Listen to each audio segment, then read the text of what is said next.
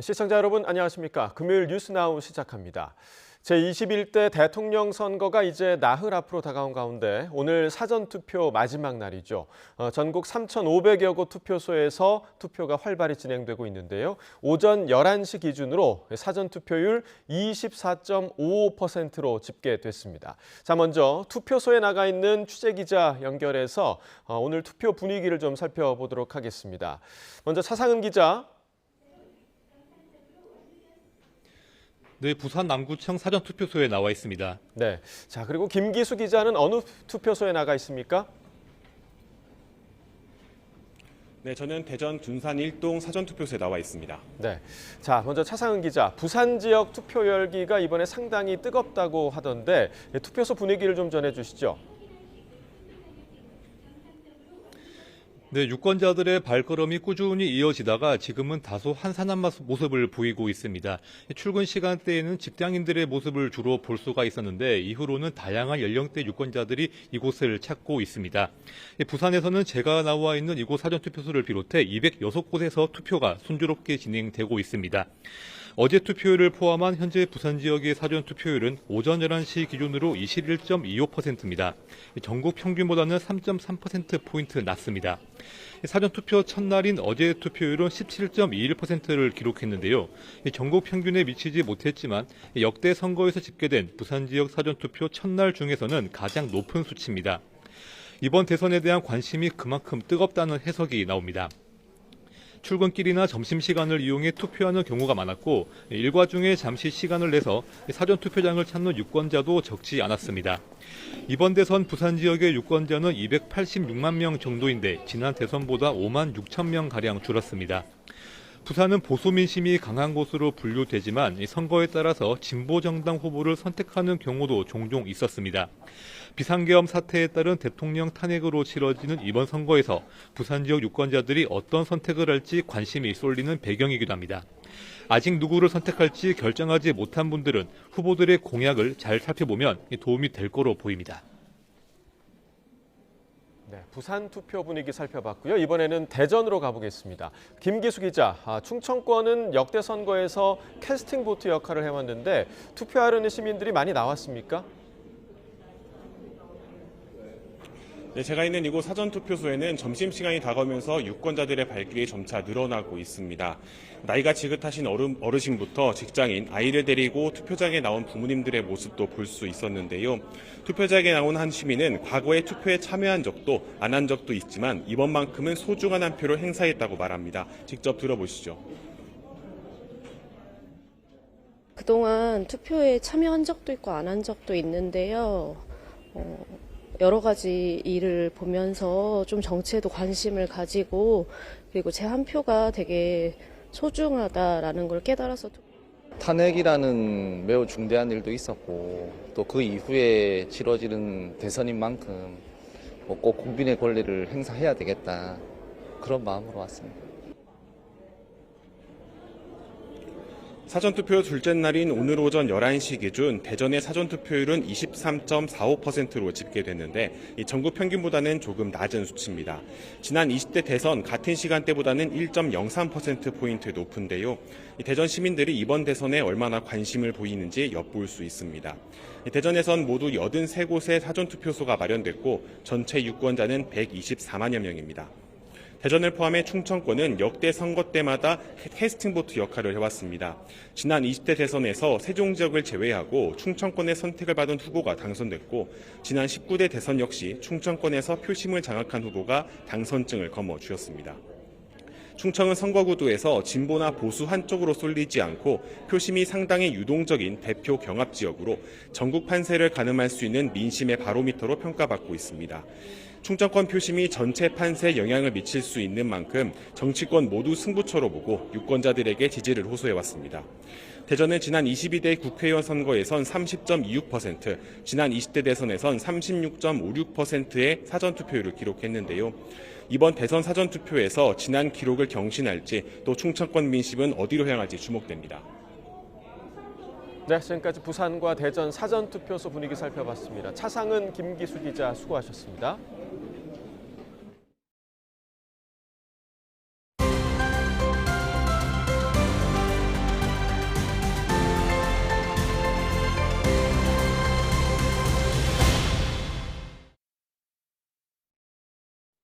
자, 앞서서 사전투표소 분위기 먼저 좀 살펴봤는데 오늘부터는 각 당에 출입하는 국회 취재기자 연결해서 대선 관련 이야기 들어보는 시간을 가져보도록 하겠습니다. 정인용 손효정 기자 나와주시죠. 네, 국회에 마련된 YTN 특설 스튜디오입니다. 저는 민주당을, 손효정 기자는 국민의힘을 각각 출입하고 있는데요. 대선 사전투표가 오늘로 이틀째 진행되고 있습니다. 각 당 후보들도 막판 표심 공략에 주력하고 있는데 키워드로 하나씩 대선 관련 내용 풀어보겠습니다. 첫 번째 키워드부터 들어볼까요? 네, 첫 번째 키워드 역대급 사전투표율 양당 우리가 유리로 꼽아봤습니다. 사전투표율 둘째 날인 오늘도 투표율이 계속 올라가고 있는데요. 오늘 오전 11시 기준 투표율은 24.55%로 집계됐습니다. 전국 단위 선거 같은 시간대 투표율과 비교했을 때 역대 최고치인데요. 오늘 최종 투표율이 결국 40%에 가까이 다가서는 게 아니냐 이런 관측도 나오고 있습니다. 이제 역대급 투표율을 놓고 후보마다 평가가 다 다른데 먼저 민주당 어떻게 보고 있나요? 네, 민주당은 상당히 고무된 분위기가 역력합니다. 평일인데도 투표 열기를 못 막을 정도로 변화를 바라는 국민 목소리가 컸다는 해석을 내놓고 있습니다. 핵심 관계자는 YTN과 아침 통화에서 윤 전 대통령 비상계엄에 대한 응징이라며 이른바 분노 투표라고 평가했습니다. 이재명 후보는 SNS에 어제 단 하루 만에 19.58%의 사전투표율을 달성한 건 위대한 국민의 응답이라고 치켜세웠습니다. 그러면서 오늘 오후 6시까지 사전투표가 이어지는 만큼 투표로 대한민국을 지켜달라고 호소했습니다. 국민의힘은 사전투표율 추이 어떻게 보고 있죠? 네, 국민의힘은 민주당과 정반대로 해석하고 있습니다. 윤재욱 총괄 선대본부장은 선대본부 회의 조금 전에 열었는데 여기서 괴물 독재를 막겠다는 국민의 단호한 의지가 드러났다며 기적의 대역전이 진행 중이라고 평가했습니다. 다만 텃밭인 대구 경북의 사전투표율의 경우에는 굉장히 낮게 나타나고 있는데요. 사전투표에 부정적인 일부 지지층을 달래면서 적극적으로 투표를 독려하고 있습니다. 다만 투표율과 판세는 관련이 없다는 해석도 나오고 있는데요.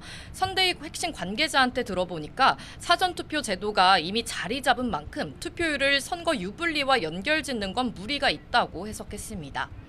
그런데 이런 투표 열기가 무색하게 첫날부터 부실 관리 논란이 있었잖아요. 이 내용은 정 기자가 좀 전해주시죠. 네, 논란부터 설명해드리면 서울의 한 투표소에서 일부 유권자가 투표 용지를 투표소 밖으로 들고 나가게 되는 일이 벌어진 건데요. 선관위는 용지 발급 속도를 조절하지 못해 대기줄이 길어졌고 이탈자 통제도 제대로 되지 않았다며 대국민 사과문을 발표했습니다.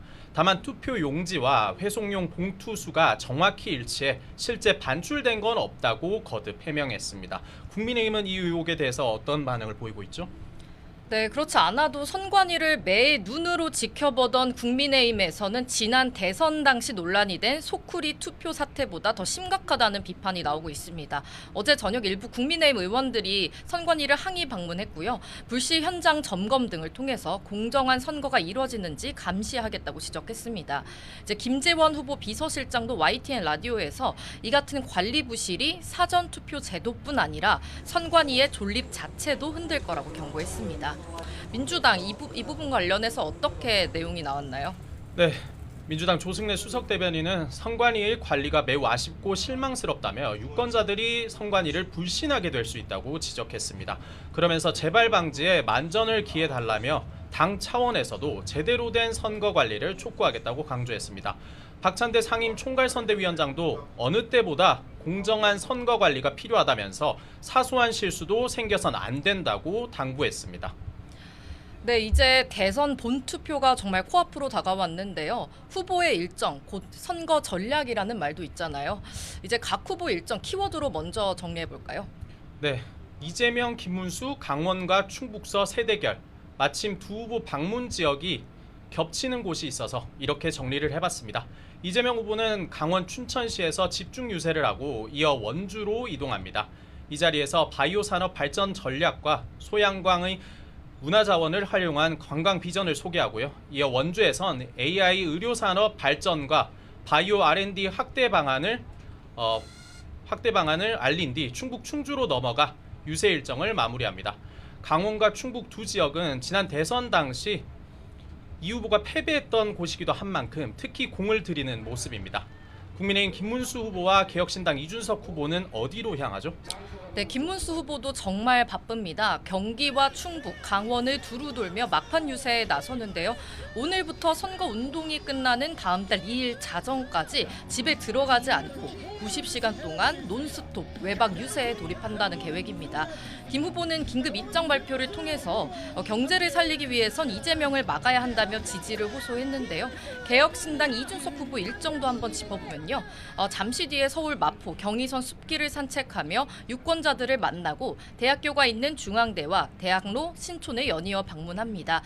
그렇다면 민주노동당 권영국 후보 소식도 정 기자가 전해주시죠. 네, 권영국 후보는 경남 창원에서 출근길 노동자들과 만나는 일정으로 유세를 시작했습니다. 이후 경남도의회와 부산시의회를 잇따라 방문해 기자회견을 열었고 제조업 재활성화와 지역 일자리 창출을 내걸며 지지를 호소했습니다.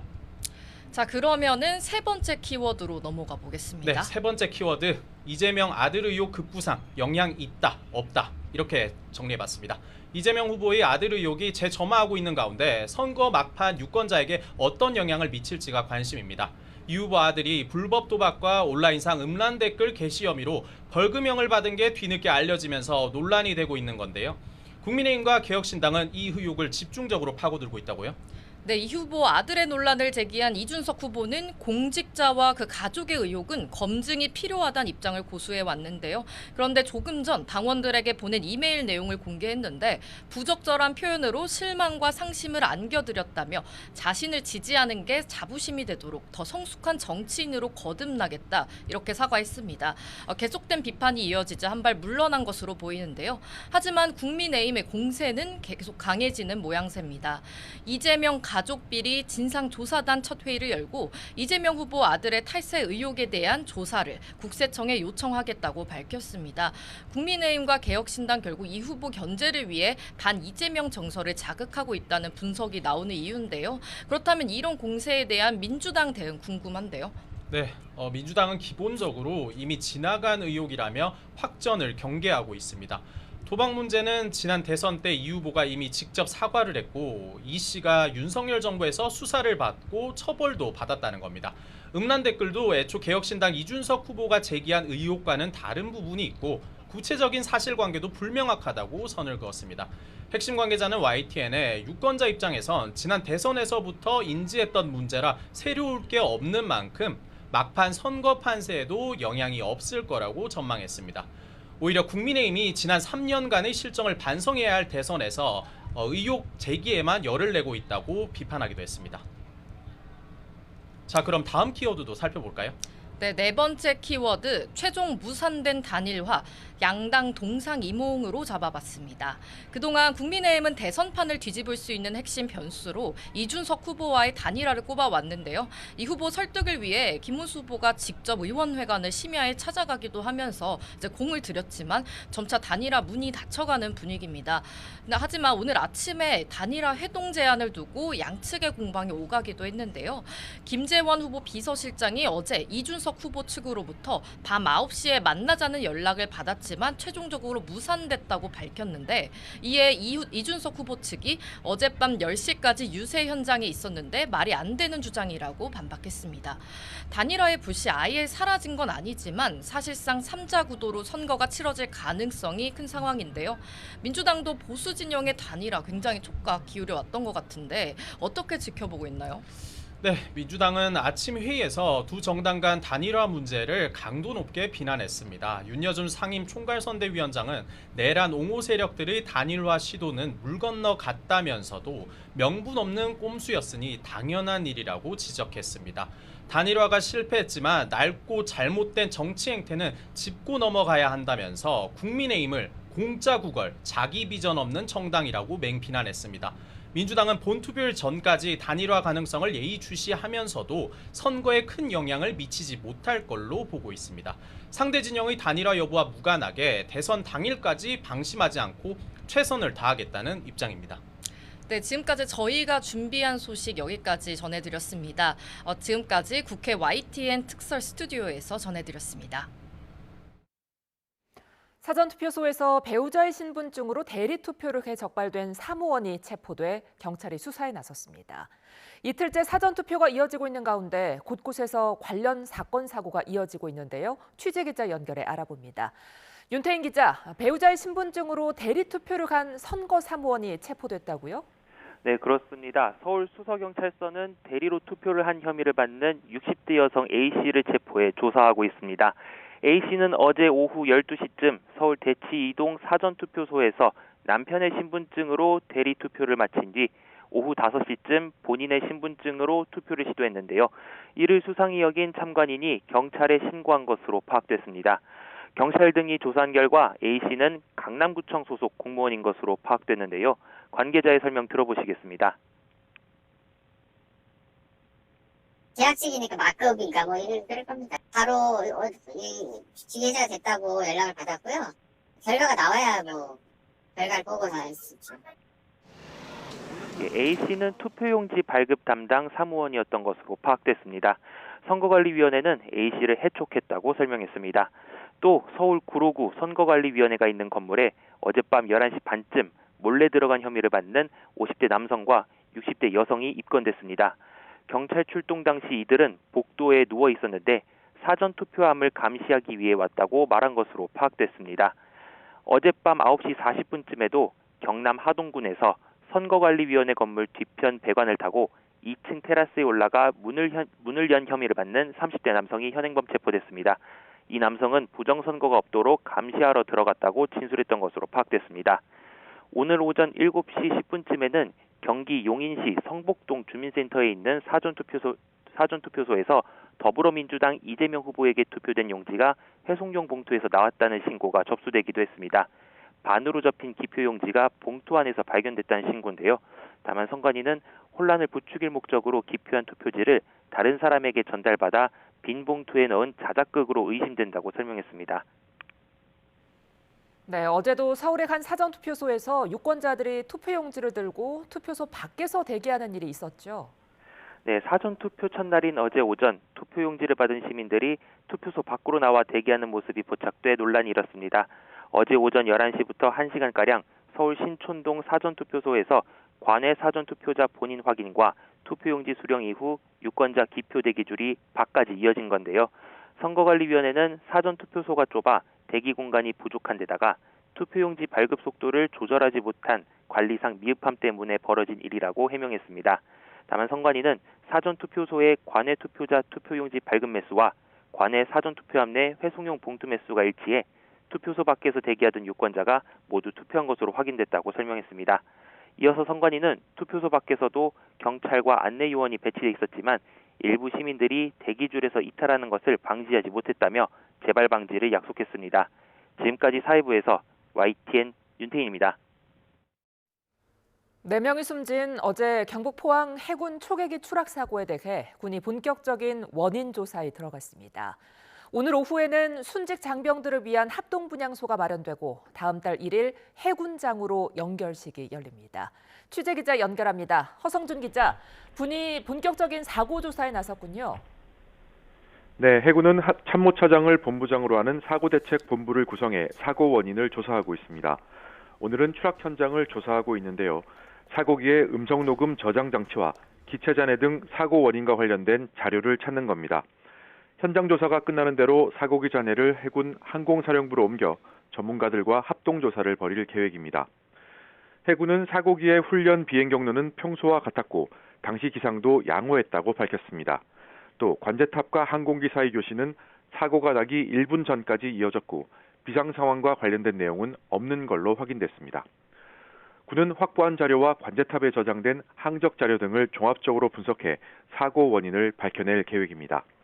또 사고기 종인 P3 해상 초계기에 비상 중단 조치를 내리고 비행 중단 조치를 내리고 특별 안전 점검을 벌이고 있습니다. 사망자는 말씀드렸다시피 모두 4명으로 정조종사 고 박진우 소령, 부조종사 고 이태훈 대위, 전술사 고 윤동규 중사, 전술사 고 강신원 중사입니다. 시신은 모두 해군 포항병원에 안치됐는데요. 장례식은 해군장으로 치릅니다. 먼저 오늘 낮 1시 해군 항공사령부 체육관에 순직 장병들을 위한 합동부장소가 마련됩니다. 이어 일요일인 다음 달 1일 오전 영결식을 거행하고 오후에 대전 현충원에서 봉안식을 진행할 예정입니다. 앞서 어제 오후 1시 50분쯤 포항 경주공항에서 이착륙 훈련을 하던 해군 초계기가 추락해 탑승자 4명이 모두 숨졌습니다. 지금까지 대구 경북 취재본부에서 YTN 허성준입니다. 25% 자동차 품목 관세가 부과되기 시작한 지난달부터 대미 수출 부진이 본격화했는데요. 이에 따라 지난달 소비와 투자는 물론 전 산업 생산도 감소했습니다. 이승은 기자 자세한 소식 전해주시죠. 네, 통계청 산업활동 동향을 보면 지난달 전 생산과 소비, 투자가 모두 줄었습니다. 이 같은 트리플 감소는 지난 1월 이후 석 달 만입니다. 특히 전산업 생산이 한 달 전에 비해 0.8% 감소하면서 석 달 만에 감소로 돌아섰습니다. 자동차 생산은 5달 만에 감소세로 돌아서며 4.2% 줄었습니다. 내수 부진에다 지난달 3일부터 25% 대미 관세가 부과되기 시작했고 현대차 그룹이 조지아주에 완공한 공장이 본격 양산을 시작한 것도 영향을 미친 것으로 보입니다. 반도체 역시 한 달 전 생산이 크게 늘었던 기저효과로 2.9% 줄었습니다. 내수 지표도 여전히 부진했습니다. 주식 거래와 건축 설계 수주가 줄었던 영향으로 서비스 생산이 마이너스였고 재화 소비를 뜻하는 소매 판매 역시 한 달 전에 비해 0.9% 줄었습니다. 설비 투자와 공사 진척도의 합계인 건설 기성도 2달 연속 줄었습니다. 다만 현재 경기 상황을 보여주는 동행 종합지수 순환 변동치는 0.2포인트 상승했고 앞으로 경기 국면을 예고하는 선행 종합지수 순환 변동치도 0.3포인트 상승했습니다. 앞서 한국은행은 민간 소비가 1분기에 바닥을 치고 완만하게 상승하고 건설 경기는 부동산 가격 급상승기 과잉 투자가 해소되면서 하반기에 저점을 찍을 것으로 내다봤습니다. 지금까지 YTN 이승은입니다. 정부와 한국은행은 오늘 거시경제 금융현안 간담회, 이른바 F4 회의를 열고 경제 금융 현안을 점검했습니다. 참석자들은 국내 금융 외환 시장이 전반적으로 안정적인 모습을 보이고 있지만 상호 관세 관련 미국 내 판결의 정계 양상에 따라 변동성이 재차 확대할 수 있다고 봤습니다. 트럼프 미국 대통령의 상호 관세 부과가 무효라는 미 법원의 판결 효력이 하루 만에 중지됐습니다. 트럼프 행정부는 항소심 판결이 나올 때까지 관세를 계속 부과할 수 있게 됐는데요. 관세 정책의 불확실성은 더 커지게 됐습니다. 워싱턴 홍상희 특파원입니다. 미국 연방항소법원이 트럼프 대통령의 상호관세 등이 무효라는 원심 판결 집행을 일시 중단하라고 명령했습니다. 트럼프 행정부가 긴급 신청한 판결 효력 정지 요청을 받아들인 겁니다. 이에 따라 국가비상경제권한법에 근거한 트럼프 대통령의 상호관세와 펜타닐 대응 관련 관세가 위법하다는 1심 판결은 하루 만에 동결됐습니다. 트럼프 행정부도 항소심 판결이 나올 때까지 각국의 관세를 계속 부과할 수 있게 됐습니다. 캐롤라인 레빗 백악관 대변인은 상호관세가 무효라는 1심 판결은 사법권의 남용이라고 맹비난했습니다. Last night, the Trump administration faced another example of judicial overreach. But ultimately, the Supreme Court must put an end to this for the sake of our Constitution and our country. 피터 나바로 미국 백악관 무역 담당 고문은 바뀐 건 아무것도 없다며 만약 법정 싸움에서 패소하더라도 다른 수단으로 관세를 부과할 거라고 말했습니다. The tariffs remain in place. The court told us, they didn't all but tell us, they told us go do it another way. So you can assume that even if we lose, we will do it another way. 미국과 관세 협상을 벌이고 있는 우리나라도 협상 전략의 변화가 불가피할 전망입니다. 미 법원의 관세 무효 판결 하루 만에 효력 중지 명령이 이어지면서 트럼프 대통령의 관세 정책을 둘러싼 불확실성은 더 커지게 됐습니다. 워싱턴에서 YTN 홍상입니다.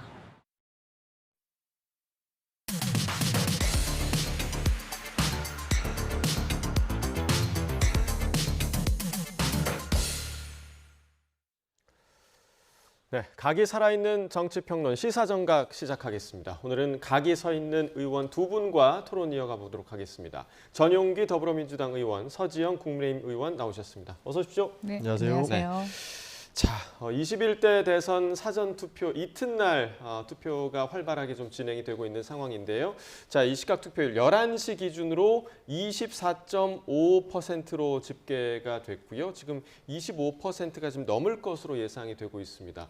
어제 사실 첫날 투표율이 상당히 뜨거웠는데 두 분 사전투표 하셨습니까? 네, 저도 지역에서 저희 지역구에서 동래구 온천동에서 사전투표하고 어제 올라왔습니다. 하셨습니까? 예, 예. 네, 전 의원님은 저도 동탄에서 사전 투표를 하고 왔습니다. 네, 두 분 모두 이제 사전 투표를 완료하셨고 지금 조금 전에 들어온 소식에 의하면 12시 기준으로 사전 투표율이 25.79%로 집계됐다라는 소식이 들어왔습니다. 자, 어제 그 6시에 마감됐던 첫날의 전국 투표율이 19.58%였습니다. 역대 사전 투표 첫날 기록으로는 최고 투표율이었는데 자, 이 높은 사전 투표율 양당에 어떠한 유불리로 작용할 것인가 두 분 의견 좀 다 들어보도록 하겠습니다. 먼저 전 의원님. 기본적으로 유불리를 떠나서 국민들께서 정치권을 향한 그런 고민들이 많이 깊어진 것 같습니다. 예. 그렇기 때문에 당장의 여야 중에 누가 유리하냐라고 평가하기보다는 국민들이 정치권에 이제 관심을 많이 가지고 이 정치인들에 대한 고민들이 날로 깊어지는 만큼 민주주의가 조금 더 성숙하게 만들어지고 있다 이렇게 볼 수 있을 것 같습니다. 예. 그리고 여러 평론가들이 이야기하시는 것도 사전 투표의 열망은 그래도 진보 진영 쪽에 우위를 점하는 것 아니냐라고 평가를 하는데 실제로 데이터를 보면 꼭 그런 것만은 아니지 않습니까? 그렇기 때문에 여야의 이런 승패 여부, 그다음에 누가 유리하냐의 유불리 여부를 떠나서 많은 분들께서 투표해 주시는 것은 굉장히 긍정적인 역할을 우리 국민들께서 해주시고 있다라고 보고 있습니다. 네, 많은 분들이 참여해야 한다라고 해주셨고 사실 사전 투표율이 높으면 진보 진영에 유리하다 이런 분석들도 있는데 이 부분에 대해서는 좀 어떻게 보시나요? 이제는 사전투표가 한 10년 가까이 이제 예. 정착이 됐기 때문에 사전투표율 자체가 어떤 선거에 결정적인 영향을 미친다 이렇게는 보지 않고 있습니다. 그리고 역대 그 선거 결과를 지켜보더라도 대선만을 비교해 봤을 때는 사전투표율은 계속해서 상승해 왔습니다. 그렇죠. 그런데 대선 투표율은 최종 투표율은 비슷했었거든요. 그렇기 때문에 사전 투표 자체가 굉장히 편리함이 있기 때문에 사전 투표를 미리미리 하려는 시민들이 굉장히 늘어나고 있는 것이지 이것이 결정적인 그 양당의 어떤 승패에 직접적인 영향을 준다 이렇게는 보지 않고 있습니다. 네, 자 지역별로 좀 투표율을 좀 살펴보면 지금까지 12시 기준입니다. 서울이 25%가 조금 넘은 것 같고요. 지금 전남 지역, 그러니까 전남 지역이 지금 최고 투표율을 기록하고 있는데요. 39.24%를 기록을 했고요. 그다음에 최저 투표율을 기록한 지역이 대구 지역입니다. 15.23%. 공교롭게도 이제 양 진영을 좀 대표하는 그런 지역들의 투표율 차이가 상당히 좀 많이 나고 있는 그런 현상을 보이고 있는데 대구 지역 투표율 왜 이렇게 낮은 걸까요, 서 의원님? 아무래도 이제 그 사전 투표에 대한 불신이 아직까지 굉장히 많이 있고 네. 그리고 특히 이제 사전 투표 첫날 잠시만요. 자, 설명 죄송합니다. 지금 그 이준석 후보의 질의응답이 있다고 보는데요. 한번 들어보겠습니다. 질문. 예. 저 당원들에게 사과제를 보내셨던데 네. 그 진심은 느껴지는 것 같은데 혹시 국민들에게 사과를 이렇게 공개적으로 하시는 제가 언론인들께 이 질문 받을 때마다 그 표현이 과했던 부분이 있다면은 저는 거기에 대해 사과하겠다고 지금 이틀 연속으로 얘기해왔습니다. 그렇기 때문에 당원들께 문자와 이메일로 따로 알려드린 것은 당원들은 우리 당의 근간이고 누구보다도 저를 아껴주시는 분들이기 때문에 그분들과 적극적으로 소통하기 위한 의도로 보시면 된다 이렇게 될 것 같습니다. 내용상으로 크게 달라진 부분은 없습니다. 그래서 예. 어제 곽대중 단장이 페이스북에 이재명 후보 아들 관련해서 영상 짧게 올렸다가 삭제한 소식이 있는데 그게 혹시 저는 모릅니다. 그거. 이재명 후보 아들 발언이라고 이제 제기되는 발언을 당사자들 사진하고 그대로 올렸다가 삭제를 하셨는데 저는 그거는 보질 않아서 모르겠습니다. 네. 그러면 그래도 그런 발언을 그대로 당사자들 사진하고 그대로 올린 게 2차가이 아니냐 이런 지적 나오는데 해당 영상이 어떤 건지 몰라서 제가 모르겠지만요. 저희는 그런 부분에서 최대한 조심하고 있습니다. 그렇기 때문에 실제 기사나 이런 데에서 그런 프로필 사진이나 이런 게 노출되는 것도 사실 어쩔 수 없는 부분이긴 하지만은 최초 속보가 나온 다음에 그 다음에 저만 해도 페이스북에다가 그 기사를 대체했거든요. 그러니까 저는 뭐 그런 부분에 있어서는 최대한 저희가 2차 가해가 발생하지 않도록 해야 된다. 그리고 그 이재명 후보의 아들이 했다는 발언 중에서 그 유명 아이돌에 대해서 했다는 발언은 또 다른 발언입니다. 그렇기 때문에 그거는 제가 뭐 지적하지도 않았던 부분이기 때문에 뭐 어떤 개연성인지 잘 모르겠습니다. 예. 근데 국정원에서 어떤 변명도 이제 하지 않겠다고 했는데 앞으로 민주당이나 다른 단체에서 계속 2차 가해 같은 데가 계속 하는 거에 대해서 중앙적으로 결정 안 하게 된다는 것을 저희는 이미 뭐 이 사안에 대해 사실관계는 다 특정되었다고 봅니다. 지금 민주당 쪽에서 뭐라고 해야 될까요? 어제도 제가 지적했지만은 이것의 뭐 지역적인 부분을 가지고 계속 본인들도 뭐 선거를 치러야 되다 보니까 방어 논리를 만들고 있는 것으로 보이는데 그 500만 원 벌금 받은 판결문 그 공소 약식 기소된 공소장을 보고 많은 국민들이 판단을 끝냈을 거라 봅니다. 그렇기 때문에 그 부분에서 추가로 부연할 필요는 없을 것 같습니다. 예. 네, 그 오늘 김재원 의원이 YTN에서 말한 거뭐 페이스북 입장 내실지 혹시 잘 봤거든요. 예, 뭐 김재원 의원이 오늘 라디오에 가서 계속 사실관계와 다른 이야기를 하는 것 같던데 뭐 잘 아시는 것처럼 어제 9시에 저는 일정이 이미 잡혀 있었던 지 오래이고 그 일정대로 일정을 수행했습니다. 그렇기 때문에 뭐 다른 오해는 없을 것이라 생각하고요.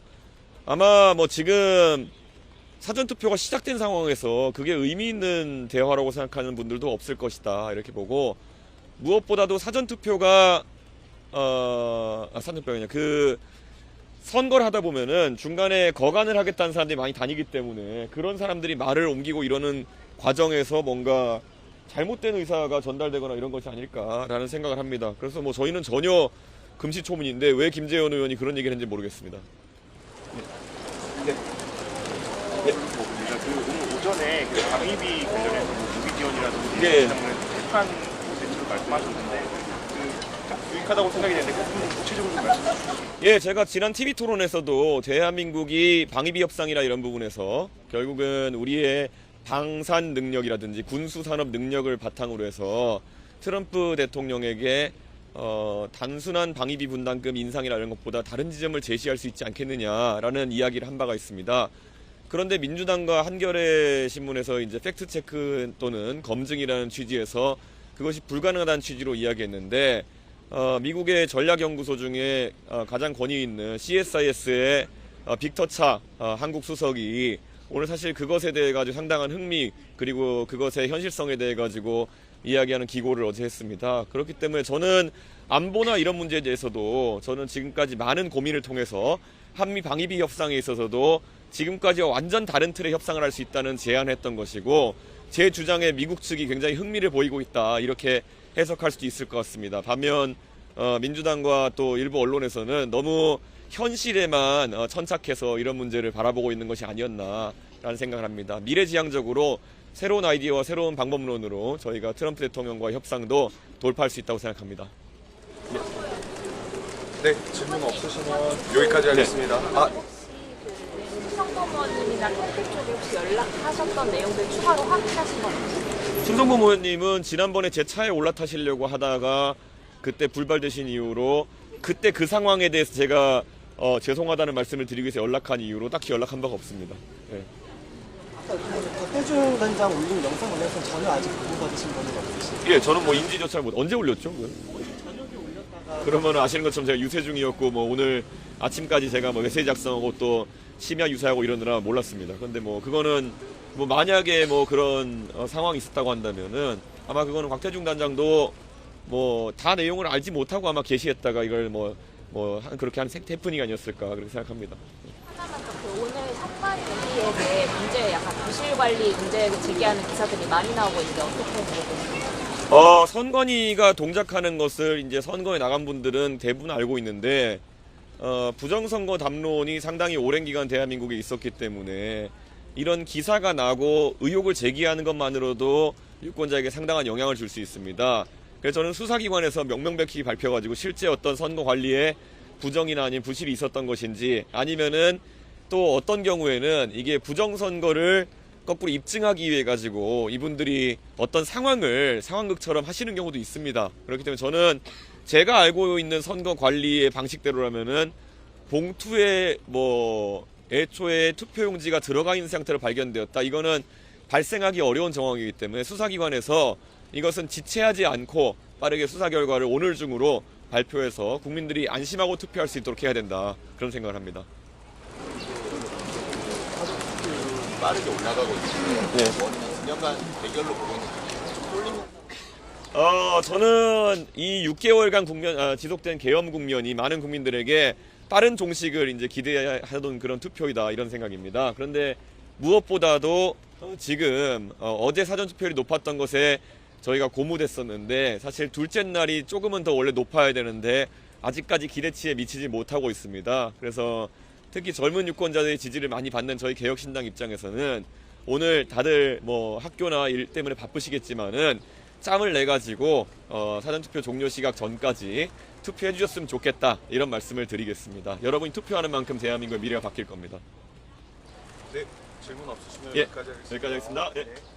네, 서울 경의선 숲길 유세를 앞두고 이제 이준석 후보가 기자들과 질의응답을 진행을 했는데 앞서 이제 논란이 됐던 토론의 발언과 관련해서는 표현이 과했던 부분을 재차 사과를 했다. 입장이 달라진 부분은 없다. 이렇게 대답을 했고요. 그리고 어제 이준석 후보 측에서 김문수 후보 측의 만남 제의가 있었다라는 주장과 관련해서는 사실과 다르다. 오해 없을 거라고 생각을 한다라는 입장을 밝히기도 했습니다. 이준석 후보와 개혁신당과 관련한 이야기 잠시 후에 두 분과 좀 이야기를 나누도록 하겠고요.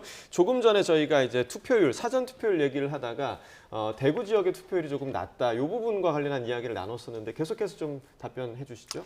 아무래도 사전 투표에 대한 불신이 굉장히 깊어 있었던 상황이었습니다. 그것이 깔끔하게 해결이 되지 않는 상황이기 때문에 많은 유권자들께서 의구심을 가지고 있는 상황이고요. 예. 그럼에도 불구하고 선관위가 여러 차례 사과를 하고 또 여러 차례 이제 보완 의지를 굉장히 드러냈고 그런 부분에 대해서도 뭐 국회도 보완 점검을 여러 차례 또 한 부분이 있습니다. 그래서 저희가 신뢰를 하면서 사전투표를 저희도 독려를 하고 있었는데 하필 선거 그 사전투표 첫날부터 굉장히 문제가 많았다는 것이 신촌의 그 사전투표소에서 일어났지 않습니까?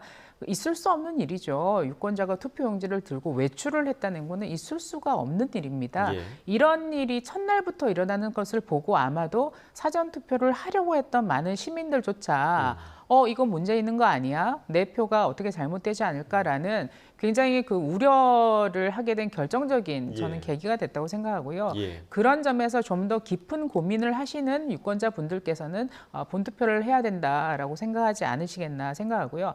이 선관위가 선거관리위원회가 아니라 상습사과위원회가 된 것 같습니다. 지금 선관위가 몇 번째 이 공식 사과를 한 것입니까? 정말 선관위의 선거 관리에 대해서 총체적인 점검이 선거 이후에 즉시 필요하다. 저는 그런 생각이 이번에 들었습니다. 이거는 여야가 함께 협력해서 국민들의 우려와 불신을 아예 근본부터 종식시킬 수 있는 방법을 찾아야겠다는 생각이 들었습니다. 그래서 국민들께 좀 더 신뢰할 수 있는 선거 제도가 정착될 수 있도록 우리한테 책임이 있는 것이 아닌가 그렇게 생각하고 있습니다. 지금 그 서 의원님께서 지적해 주신 어제 있었던 사전투표 첫날에 있었던 그 일과 관련해서 오늘 아침 각 당에 좀 반응이 있었는데 각 당의 반응 듣고 이야기 이어가겠습니다. 매우 안타깝고 아쉽고 실망스러운 장면들이 어제 많이 드러났습니다. 결국에는 이런 부실한 관리가 주권자들이 선관위를 불신하게 만드는 상황이 되면 안 되지 않겠습니까? 선관위는 어제 범했던 잘못을 잘 평가해 보시고 오늘부터는 그런 일이 다시 반복되지 않도록 재발 방지에 만전을 기해 주실 것을 촉구하고 어제 투표용지가 외부로 반출된 것에 대해서는 선관위도 잘못을 인정했고 국민께 사죄를 했습니다. 이것은 소쿠리 투표보다 훨씬 더 심각한 사안입니다. 재발하지 않을지 여부에 대해서는 저희도 확신하지 못하겠습니다. 선관위가 이런 태도를 보이는데 어떻게 저희가 국민들을 설득하고 유권자를 설득하고 사전투표장으로 나오라고 이야기를 할 수가 있겠습니까? 자, 되신 것처럼 이제 사전투표 첫날부터 이런 일이 발생을 했기 때문에 뭐 향후에 뭐 선거에서 어떤 결과가 나오든 이 신뢰에 관한 문제, 또 부정선거와 관련한 또 의혹 제기 이런 것들이 좀 계속 이어지지 않을까라는 생각도 좀 드는데요. 실제로 그런 세력들이 있고 뭐 선관위도 한 사례를 신고하면서 자작극이다 이렇게 이야기하면서 신고 조치한 것도 있지 않습니까? 우리가 지금 중요하게 생각해야 될 부분들은 선관위의 신뢰 문제를 떠나서 부정선거라든지 이런 불신을 조장하는 것들은 좀 지양해야 된다는 말씀을 좀 드리고 싶습니다. 실제로 선관위에서 잘못한 부분들은 바로 잡아야 되는 것이고 양당에서 투표 참가인들이 각 있거든요. 그 사람들을 교육하는 방식 그리고 그것을 정확하게 지적해내는 방식으로 인해서 신뢰성을 제고할 수 있는 방법을 양당이 공히 고민해야 되는 지점이라고 보고 있고요. 실제로 문제가 있는 부분에 대해서는 이따금 책임을 물어야 된다라고 하는 부분에서도 공감을 합니다. 예. 다만 처음에 말씀드린 것처럼 불신을 조장하는 방식으로 접근해서는 안 된다는 말씀 드리고 싶습니다. 예, 조금 전에 그 장동혁 의원의 말에서도 들을 수 있듯이 이런 상황에서 어떻게 사전투표 독려할 수 있느냐. 그래서 보수 일각에서도 본투표를 해야 한다 이렇게 또 분위기를 또 형성하는 그런 일각도 있는 것 같더라고요.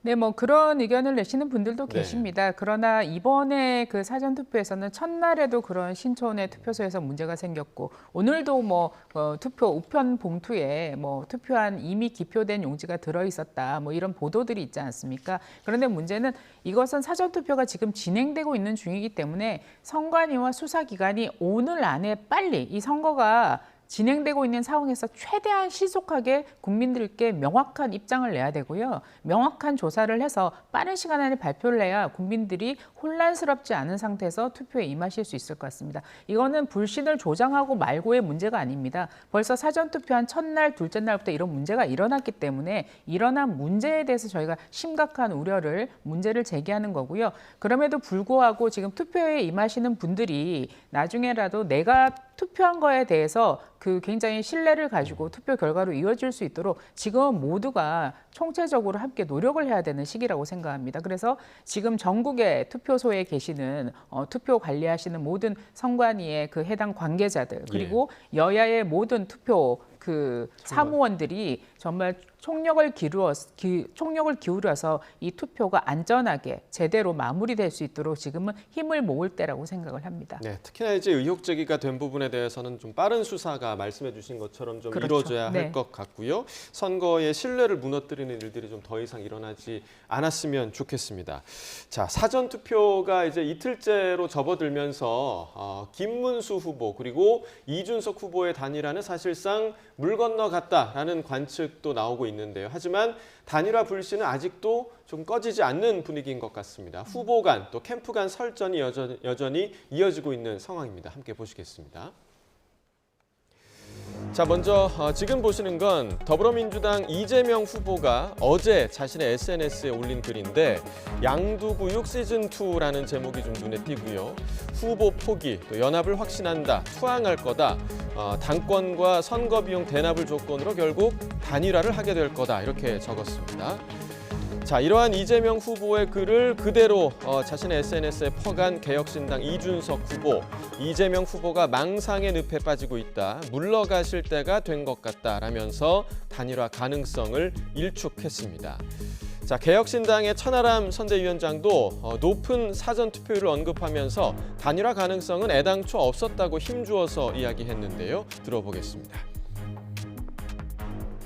19%를 넘긴 이 상황 속에서 그중에 이준석 후보를 지지해 주신 분들의 표가 얼마나 많겠습니까? 그럼 이분들의 표를 다 무로 돌리고 무효로 돌리겠다라는 것인데 저는 정치인으로서 그거는 상상도 할 수 없는 일이다. 저는 단일화 가능성은 애당초 없었지만 뭐 더더욱 없어졌다 이렇게 말씀드리겠습니다. 자, 이렇게 이준석 후보와 선대위원장 모두 한결같이 강경한 입장이었지만 한편으로는 혹시 다른 마음도 있었던 걸까요? 이준석 후보 측에서 먼저 만남을 제안했다는 김문수 후보 측의 주장이 오늘 나왔는데 이 부분도 들어보겠습니다. 그럼 어제 저녁 9시에 의원회관에서 보자라고 연락을 먼저 이준석 후보 측에서 한 겁니까? 저는 그렇게 알고 있습니다. 우리 당에 G텐트 추진단장이 이제 신성범 의원인데 예. 신성범 의원을 통해서 예.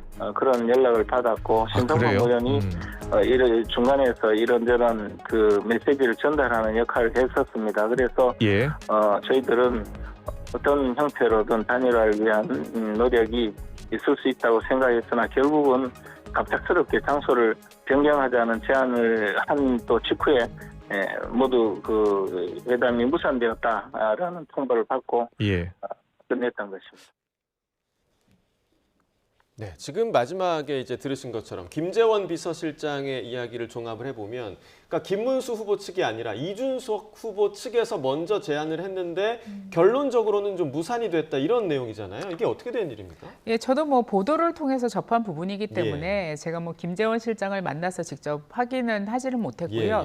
그러나 단일화를 위해서 물밑 노력들이 굉장히 많았던 거는 뭐 사실입니다. 아무래도 우리 당 여러 의원들이 이 선거의 그 향배에 대해서 염려하시고 또 이 선거 결과에 대해서 그 이재명 세력의 집권만은 막아야 된다라고 생각하는 많은 분들이 단일화를 굉장히 염원하고 기대했던 것도 사실입니다. 그러나 이제 보도가 나와서 지금 저도 알게 된 사실인데 지금 뭐 여러 가지 제의가 있었다, 회동에 제의가 있었다, 없었다 이런 부분들은 사실은 뭐 우리 당의 김재원 실장이 얘기 또 하셨지만 또 이준석 후보 진영의 또 입장이 있고 서로 대화의 과정에서는 서로 오해할 수 있는 부분들도 있고 또 여러 가지 또 우리가 모르는 진위들도 있기 때문에 그것은 좀 더 입장을 확인해 봐야 되는 부분이 아닌가 이렇게 생각하고요. 다만 뭐 단일화는 그렇습니다. 지금 굉장히 뭐 선거가 막바지로 가고 있는 상황이기 때문에 아까 뭐 천하람 의원께서도 얘기하셨지만 굉장히 뭐 단일화가 조금 더 힘들어지는 국면으로 가는 건 같습니다. 그렇지만 저희는 이제 그 3차 TV 토론이 끝난 이후에 여러 가지 이 판이 급변하고 있다는 걸 느끼고 있고 이 3자 구도에서도 우리 국민의힘이 승리할 수 있다는 저희 희망적인 증거들을 여러 가지 현장에서 느끼고 있습니다. 그렇기 때문에 끝까지 단일화를 위해서 여러 가지 노력은 멈추지는 않을 것 같습니다. 그럼에도 불구하고 3자 구도에서 승리할 수 있는 방향으로 저희가 기세를 전환시키고 있다. 이런 점은 좀 국민 여러분께 말씀드리고 싶습니다. 네, 자 김재원 비서실장이 밝힌 이 사안과 관련해 조금 전에 이준석 후보가 이제 질의응답에서 입장을 밝히기도 했는데 사실관계가 전혀 맞지 않는다 이렇게 반박을 했는데 이 부분에 대해서 김재원 실장이 또 방송에 나와서 굳이 언급한 이유는 좀 어디에 있다고 보십니까? 뭐 실제로 단일화를 하기 위한 물밑 접촉은 있을 수도 있다라고 추정할 수 있을 것 같죠. 기본적으로 현실적인 문제가 지금 개혁신당 앞에는 놓여 있다고 저는 보고 있습니다. 왜냐하면 선거 비용이 수십억에서 많게는 수백억까지 청구가 될 텐데 이준석 후보가 4번을 달고 완주를 했을 때 10%에서 15%를 얻지 못하면 선거 비용을 보전받지 못하는 현실적인 문제가 남은 것이죠. 그렇기 때문에 완주하지 않고 단일화하는 것이 이 현실적인 문제, 이 공백을 메우기 위해서는 필요하지 않을까라고 하고 추정을 하시는 분도 계시기 때문에 물밑 작업은 충분히 있을 수도 있다라고 평가하는 겁니다. 그리고 이준석 후보가 3차 토론회에서 보여줬던 혐오 발언들에 실망한 분들께서 사실 투표하지 않는다고 가정한다면 10%를 받기에는 굉장한 어려움으로 할 거기 때문에 여기에 대한 현실적 부분도 반영이 됐다고 보는 것이고 지속적으로 저희가 어떠한 일을 벌일지 모른다라고 실제로 사전투표가 끝난 이후에도 단일화를 할 수 있다라고 이야기를 했던 부분에 이준석 후보는 망상이라고 표현하지만 저희 민주당이 계엄을 할 것 같다라고 평가했을 때도 망상이라고 했습니다. 그러나 상상하지 못할 일들이 일어났죠. 그리고 이준석 후보의 뿌리는 결국 국민의힘이라는 것은 바뀌지 않기 때문에 끝날 때까지 저분들의 생각이 어떤 것인지 모르기 때문에 저희 입장에서는 모든 시나리오를 다 세워놓고 투표 독려도 하고 이에 대한 경계 활동도 하는 것이다. 이렇게 봐주시면 좋을 것 같습니다. 지금 보고 계신 것처럼 이재명 후보가 이제 어제 SNS에 올린 그 내용인데 여전히 이준석 후보가 단일화 투항을 할 가능성이 있다. 계속해서 지금 가능성을 남겨두고 있거든요. 국민의힘에서도 가능성은 계속 남겨두고 있는 상황입니까? 네, 뭐 물론 그렇습니다. 그런데 저는 그 이재명 후보께서 직접 SNS에다가 두고 무슨 당권이니 그다음에 선거 비용이니 이런 얘기를 하시는 것은 굉장히 졸렬하신 것 같습니다. 후보께서 직접 그런 얘기를 하신다는 게 그 참 이게 다급하구나. 그리고 단일화 만일에 있을지 모를 단일화에 대해서 굉장히 긴장을 하고 있다는 것을 저는 여실히 드러내는 것 같아요. 웬만하면 뭐 대통령 후보는 조금 부정적인 얘기들은 안 하지 않습니까? 그런데 왜 이렇게 이준석 후보와의 단일화에 대해서 민감하게 대응을 하고 직접 SNS에 그 뭐 말도 안 되는 무슨 당권이니 선거 비용이 이런 건 굉장히 무례한 얘기거든요. 저는 이준석 후보에 대해서 굉장히 무례한 표현을 하셨다고 생각합니다. 그리고 캠페인에 대해서 뭐 잘 아시는지 모르겠는데 저 캠페인 뭐 저도 예전에 홍보국장을 해서 전반적인 캠페인 비용에 대해서도 제가 좀 알고 있습니다만 지금 이준석 후보의 캠페인은 거의 선거 비용이 거의 안 들어갔다고 저는 봐요. 제가 보기에는. 그렇기 때문에 선거 비용을 운운하면서 사람을 굉장히 그 뭐 치졸하게 몰아가는 이런 부분들, 이런 부분들에 대해서는 오히려 굉장히 그 대통령 후보답지 않다. 저는 이런 생각이 들었고요. 그리고 이 단일화 문제에 대해서는 이렇습니다. 설사 뭐 단일화가 이루어지기 어려운 상황으로 간다 하더라도 그 이미 사전 투표가 끝나서 굉장히 많은 표들이 사표가 될 수 있는 우려도 만약에 된다고 해도 우려가 되지 않습니까? 그건 또 유권자에 대한 예의는 아닐 수 있습니다. 그렇지만 그 마지막 순간까지 단일화에 대한 기대를 갖는 건 뭐냐면 보수 진영 전체의 통합의 문제이고 이것은 이재명 세력의 집권을 막겠다는 중도 보수 전체의 연합된 의견을 국민들 앞에 표명하는 겁니다. 그렇기 때문에 그런 측면에서 굉장히 이 선거 국면에서 의미가 굉장히 크다고 생각하고요. 그런 차원에서 단일 대오를 형성하는 것은 굉장히 이 국가적으로도 중요한 의미가 있고 이 대선 국면에서 마지막으로 큰 의미를 지닐 것이라고 생각합니다. 그런 차원에서 저희가 단일화의 끈을 놓고 있지는 않습니다. 그러나 그 과정에서 우리가 논의하는 과정에서 굉장히 좀 서로 진영 간에 좀 예의를 지키고 특히 대선 후보들에 대해서 좀 예의를 지켜가면서 얘기를 해야 되는 게 아니냐 저는 그렇게 생각하고 있습니다. 이재명 후보의 현실적 지적에 대해서 뼈아프게 받아들이시니까 이렇게 현실적인 지적, 대선 후보가 할 말은 아니다라고 비판을 해주시는 걸로 저는 느낍니다.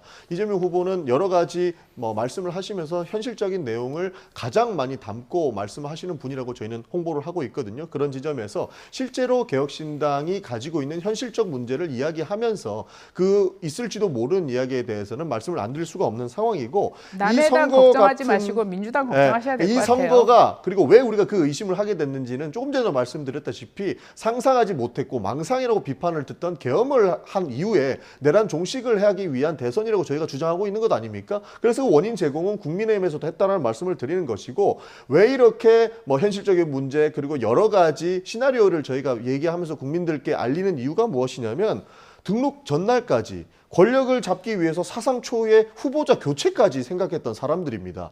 그 사람들이 어떠한 권력을 다시 한번 잡기 위해서 무슨 일을 벌일지 모른다라고 하는 위기감을 저희가 갖고 있으면 이상한 겁니까? 실제로 계엄 당시에도 어떻게 계엄령을 선포할 수 있을 것인가에 대한 고민도 있었지만 결국에는 권력을 잡기 위해서 했던 것 아닌가 하는 결론을 저희는 도출했기 때문에 이 부분에 대해서 그리고 이후에 대선 과정에서 국민의힘과 개혁신당이 보여줬던 내용들에 대해서 저희는 지적을 하는 것이고 그에 대한 대비를 하는 것이지 전혀 저희가 현실적이지 않은 부분을 고려한 것은 아니다는 말씀을 드리는 것이고 그 원인 제공을 한 것이 있기 때문에 끝날 때까지 저희는 예의주시하겠다는 내용입니다. 알겠습니다. 자, 단일화 문제는 여기까지 좀 이야기를 해보고 조금 전에 저희가 이제 이준석 후보 그 질의응답에서 들었던 내용 중에 그 이준석 후보의 토론회에서의 발언, 그것과 관련해서 다시 한번 사과의 마음이 있다라는 걸 재차 좀 확인하기도 했는데 국민의힘은 어떻습니까? 발언 자체는 부적절했다 이런 의견이 많은 것 같기는 한데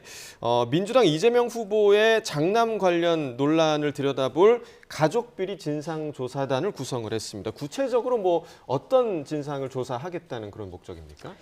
주진우 의원께서 이제 단장을 맡아서 이제 곧 회의가 1차 회의가 열릴 예정일 것으로 알고 있습니다. 그러나 그 이전에 이번에 그 이준석 후보께서 3차 토론에서 그 말씀하셨던 부분들이 가져온 파장, 이거는 선거 국면에서 굉장히 큰 분기점을 이루고 있는 것 같습니다.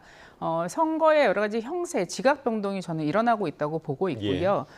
사실상 이게 민주당에서 이제 마지막 프레임으로 내란 종식 프레임으로 이 선거를 종결 지으려고 했었는데 내란 종식 프레임에서 도덕성 검증 프레임으로 프레임이 완전히 전환되었다고 생각합니다. 그리고 이재명 후보께서 이제 후보는 늘 앞장서서 나오셨지만 이 가족들이 다 꽁꽁 숨겨져 있었어요. 특히 그 김혜경 사모님 같은 경우 여사 아마 제가 알기로 배우자실도 민주당에서 만들어서 운영하고 있는 것으로 알고 있습니다. 굉장히 특이하죠. 현역 의원 2명이 배우자 실장을 하고 있는 것으로 알고 있어요. 현역 의원이 현역 국회의원 2명이나 후보 사무를 수행하면서 여러 가지 일정을 하고 있는데 하나도 공개적으로 드러나는 부분들이 없어요. 그리고 뭐 자녀들의 문제에 대해서도 전혀 꽁꽁 숨겨져 있었는데 이것이 완전히 수면 위로 떠오르면서 이재명 후보의 사법 리스크에다가 그 배우자의 그 여러 가지 법인카드 문제로 인한 재판 문제, 그다음에 아들의 상습 도박과 그다음에 차마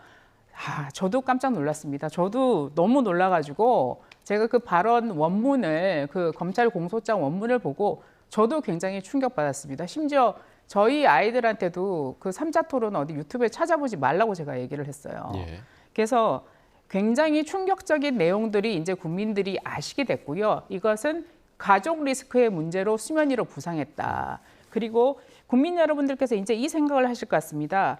이 프레지던트 패밀리의 모습이 어떠해야 되는가?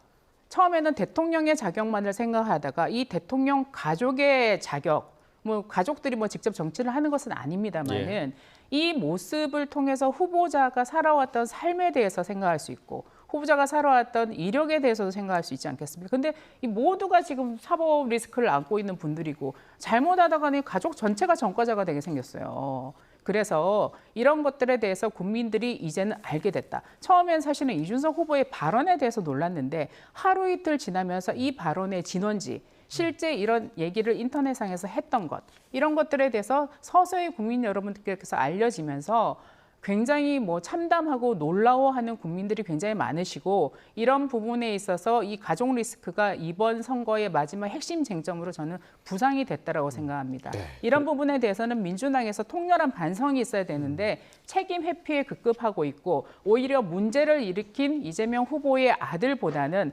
메신저를 공격하는데 총력을 기울이고 있는 모습이 굉장히 공당으로서의 모습이 적절하지 않다. 저는 그렇게 생각합니다. 그러니까 저희가 말씀 안 드릴 수 없는 게 메신저가 반성을 안 하잖아요. 그게 뭐 사과하고 계시지 않습니까? 그러니까 반성을 하는 모습입니까? 그게 오히려 적반하장으로 화도 내고 있는 모습을 같이 보이는 게 반성의 모습인지 국민의힘에서는 그렇게 평가하는지는 모르겠는데 국민들은 그렇게 평가하지 않는다는 말씀을 드리는 것이고 뭐 가족 비리와 관련해서 하겠다고 하는데 도박 문제는 이미 3년 전에도 나왔던 문제고 처벌받았습니다. 국민의힘처럼 처벌을 무마시키기 위해서 무혐의 처분을 내릴 수 있는 권력형 의혹으로 번졌느냐 안 번졌느냐 그 문제가 있었다면 당연히 가족 비리 형태를 끼워야겠죠. 그러나 처벌받은 내용까지 가가지고 그리고 확인되지 않은 내용까지 덧씌워가지고 이 사람은 문제가 있다라고 말씀하시는데 이재명 후보 아들에 대해서 투표합니까? 이재명 후보가 정치하는 것이지 가족들이 정치하는 건 아닌 건 알고 계시면서 몰아가려고 하는 모습들을 보면 참으로 안타깝다는 생각이 들고요.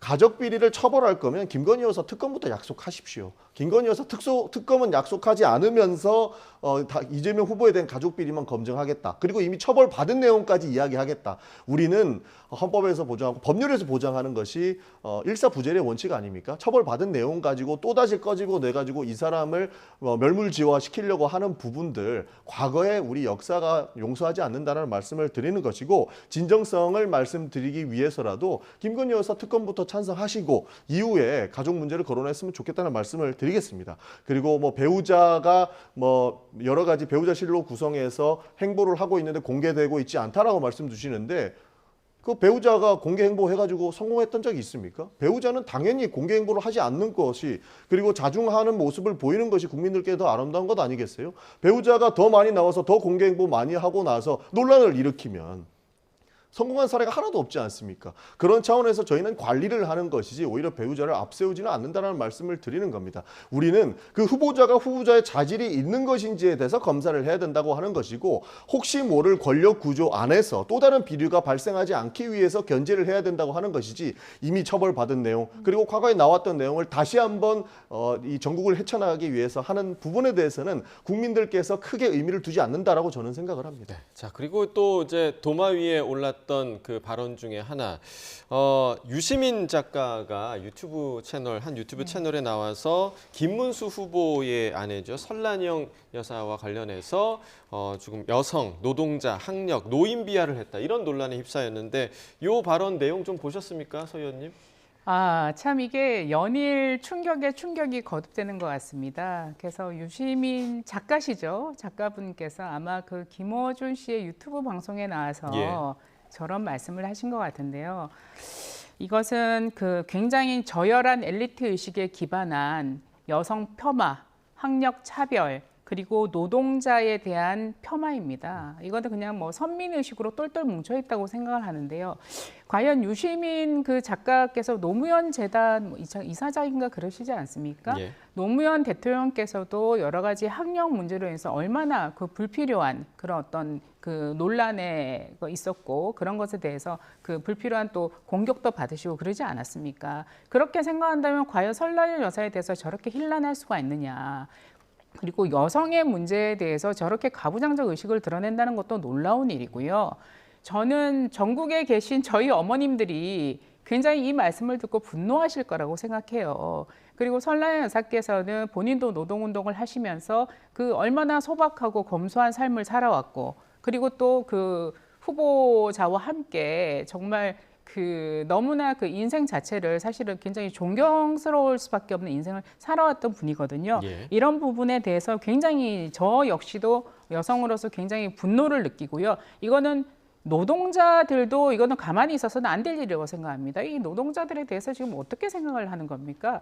이게 도대체 그리고 저는 이 국면에 대해서 왜 민노총은 여기에 대해서 침묵을 하는지 모르겠습니다. 민노총이야말로 이렇게 노동자를 폄하하고 노동자에 대해서 함부로 이렇게 얘기하고 여성 노동자에 대해서 이렇게 폄하하고 평가절하하는 이러한 반인권적 의식을 이번에 드러낸 유시민 작가에 대해서 저는 민노총이 오히려 먼저 앞장서서 들고 일어나야 되지 않을까요? 그런데 침묵하고 있어요. 민주당 여성 의원들 다 침묵하고 있습니다. 진보 여성단체들 다 침묵하고 있습니다.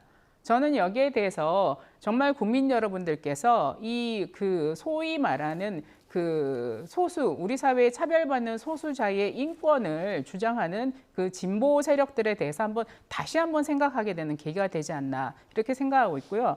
여기에 대해서는 유시민 작가의 통렬한 반성이 있어야 된다고 생각합니다. 네, 자 선거 사실 막판으로 갈수록 늘 한마디 한마디가 좀 조심스러워지는 그런 분위기가 계속돼 왔는데 민주당에서는 지금 유시민 작가의 이 발언 좀 어떻게 바라보고 있습니까? 저희는 동의하지 않습니다. 기본적으로 동의할 수 없는 내용이었고 실제로 문제적 발언이 있다라고 하는 것을 인정하기 때문에 저희는 동의하지 않는다는 말씀으로 드릴 수 있을 것 같습니다. 기본적으로 진영을 공격하기 위해서 유시민 작가의 말씀을 이렇게 맹렬하게 공격을 하고 계신 것 같은데 뭐 윤석열 전 대통령과 똑같습니다. 유시민 작가님도 저희 당원이 아닙니다. 그래서 관련 없는 이야기이고 아무리 유시민 작가를 공격한다고 해서 민주당과 엮으려고 하는 시도는 크게 의미 없다는 말씀 드리겠습니다. 이게 김혜경 그 여사를 쉴드 치려다가 나왔던 얘기 아니겠습니까? 그래서 설날 여사를 공격을 하려다가 지금 자충수에 빠진 거죠. 그 점을 저는 지적을 하고 싶고요. 네, 뭐 자충수에 빠졌다라고 하는 부분에 대해서도 어느 정도 공감합니다만 말씀드린 것과 같이 저는 동의하지 않는 부분이 굉장히 많습니다. 민주당의 공식 입장이 저는 빨리 나오기를 바라고요. 후보자를 비롯해서 민주당의 많은 여성 의원들이 여기에 대해서 비판을 해주실 것을 저는 기대하고 있습니다. 뭐 기대하시는 부분에 대해서 저희가 논평이 나올지는 저희는 모르겠습니다만 왜 모르죠? 당연히 문제가 있다고 얘기하지 않으셨습니까? 그러니까 문제가 있고 동의하지 않는다는 말씀을 다시 한번 드리는 것이고 저희 당원이었으면 그에 대한 문제, 책임 당연히 물어야 되겠죠. 그러나 그러는 부분에 대해서 과거부터 당적을 잃으신지 그리고 가지고 있지 않으신지 굉장히 오래됐고 오히려 타당에 있었던 분들이거든요. 오히려 직전까지 윤석열 대통령을 안고 있으면서 그 부분에 대해서도 정확하게 선 긋고 가시는데 이 진보 진영에 대해서는 오히려 유시민 작가의 발언을 민주당이 책임져라라고 하는 것은 말이 앞뒤가 안 맞지 않습니까?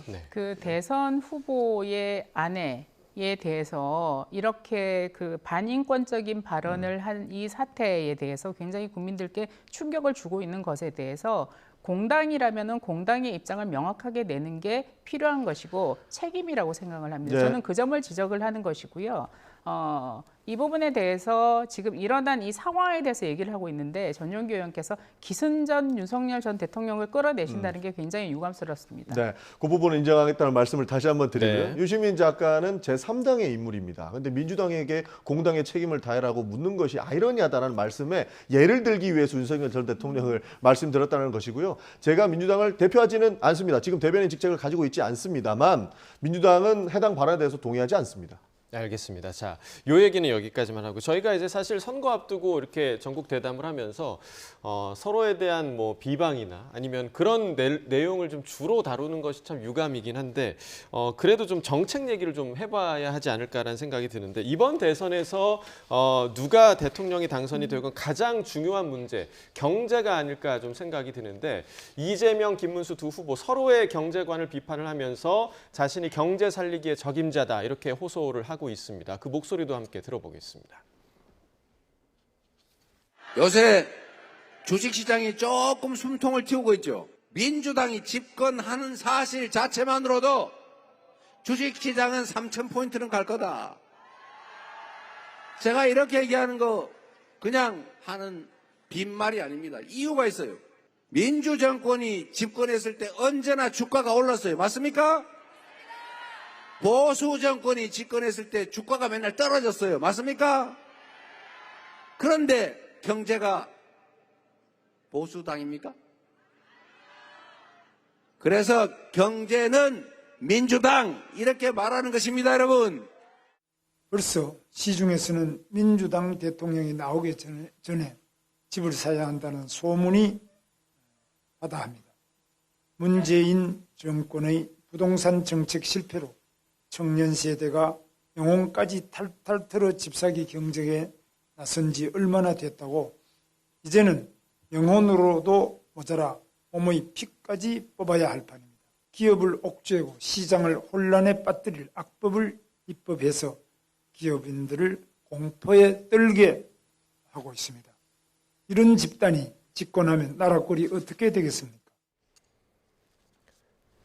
자, 경제와 관련한 두 후보의 의견을 함께 들으셨는데 먼저 이재명 후보는 지금 주식시장 이야기를 굉장히 많이 하는 것 같더라고요. 그러니까 민주당이 집권을 하는 것만으로도 주식이 굉장히 좀 올라갈 거다, 코스피가 올라갈 거다 이런 자신감이 좀 어디에 근거를 두고 있다고 보십니까? 실제로 이재명 후보가 실물 경제에 대해서는 그래도 해박한 지식을 가지고 있습니다. 그리고 주식에 대한 내용들도 본인이 개미 투자자였다라고 말씀을 하시면서 관련된 사안들을 실제로 많은 유튜버들이나 경제학자들이랑 논쟁을 한 경우도 굉장히 많았거든요. 그런 측면에서 실물 경제에 대한 자신감을 저렇게 보여주셨다라고 봐도 과언이 아닐 것 같다는 생각이 들고요. 그리고 이재명 후보가 굉장히 좀 실용주의를 표방하고 있습니다. 그런 측면에서 지금 많은 보수 인사, 진보 인사 여야 할 것 없이 이렇게 민주당을 향해서 러브콜을 보내주시고 실제로 입당을 해주시고 계신데요. 먹고 사는 문제 앞에서는 보수건 진보건 저희는 상관없다고 봅니다.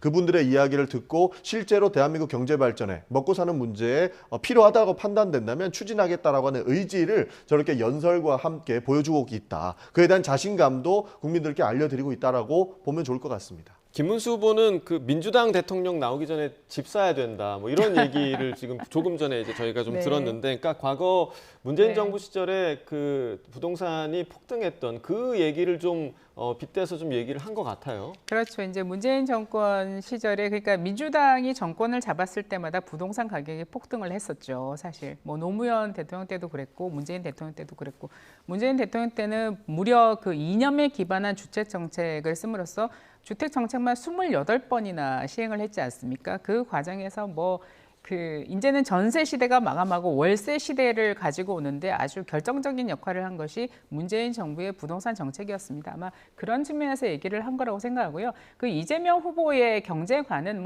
볼 것도 저는 없다고 생각합니다. 커피 원가 120원, 호텔 노쇼 경제론으로 이재명 후보의 경제관에 대해서는 이미 평가가 저는 끝난 상황이라고 생각합니다. 예, 알겠습니다. 저희 이제 전국 대담에서 경제와 관련한 이야기를 나눈 것만으로도 굉장히 좀 다행인 것 같다 이런 생각이 좀 드는데요. 자, 오늘 전용기 의원, 서지영 의원 두 분과 이야기 나눠봤습니다. 고맙습니다. 감사합니다. 네, 감사합니다.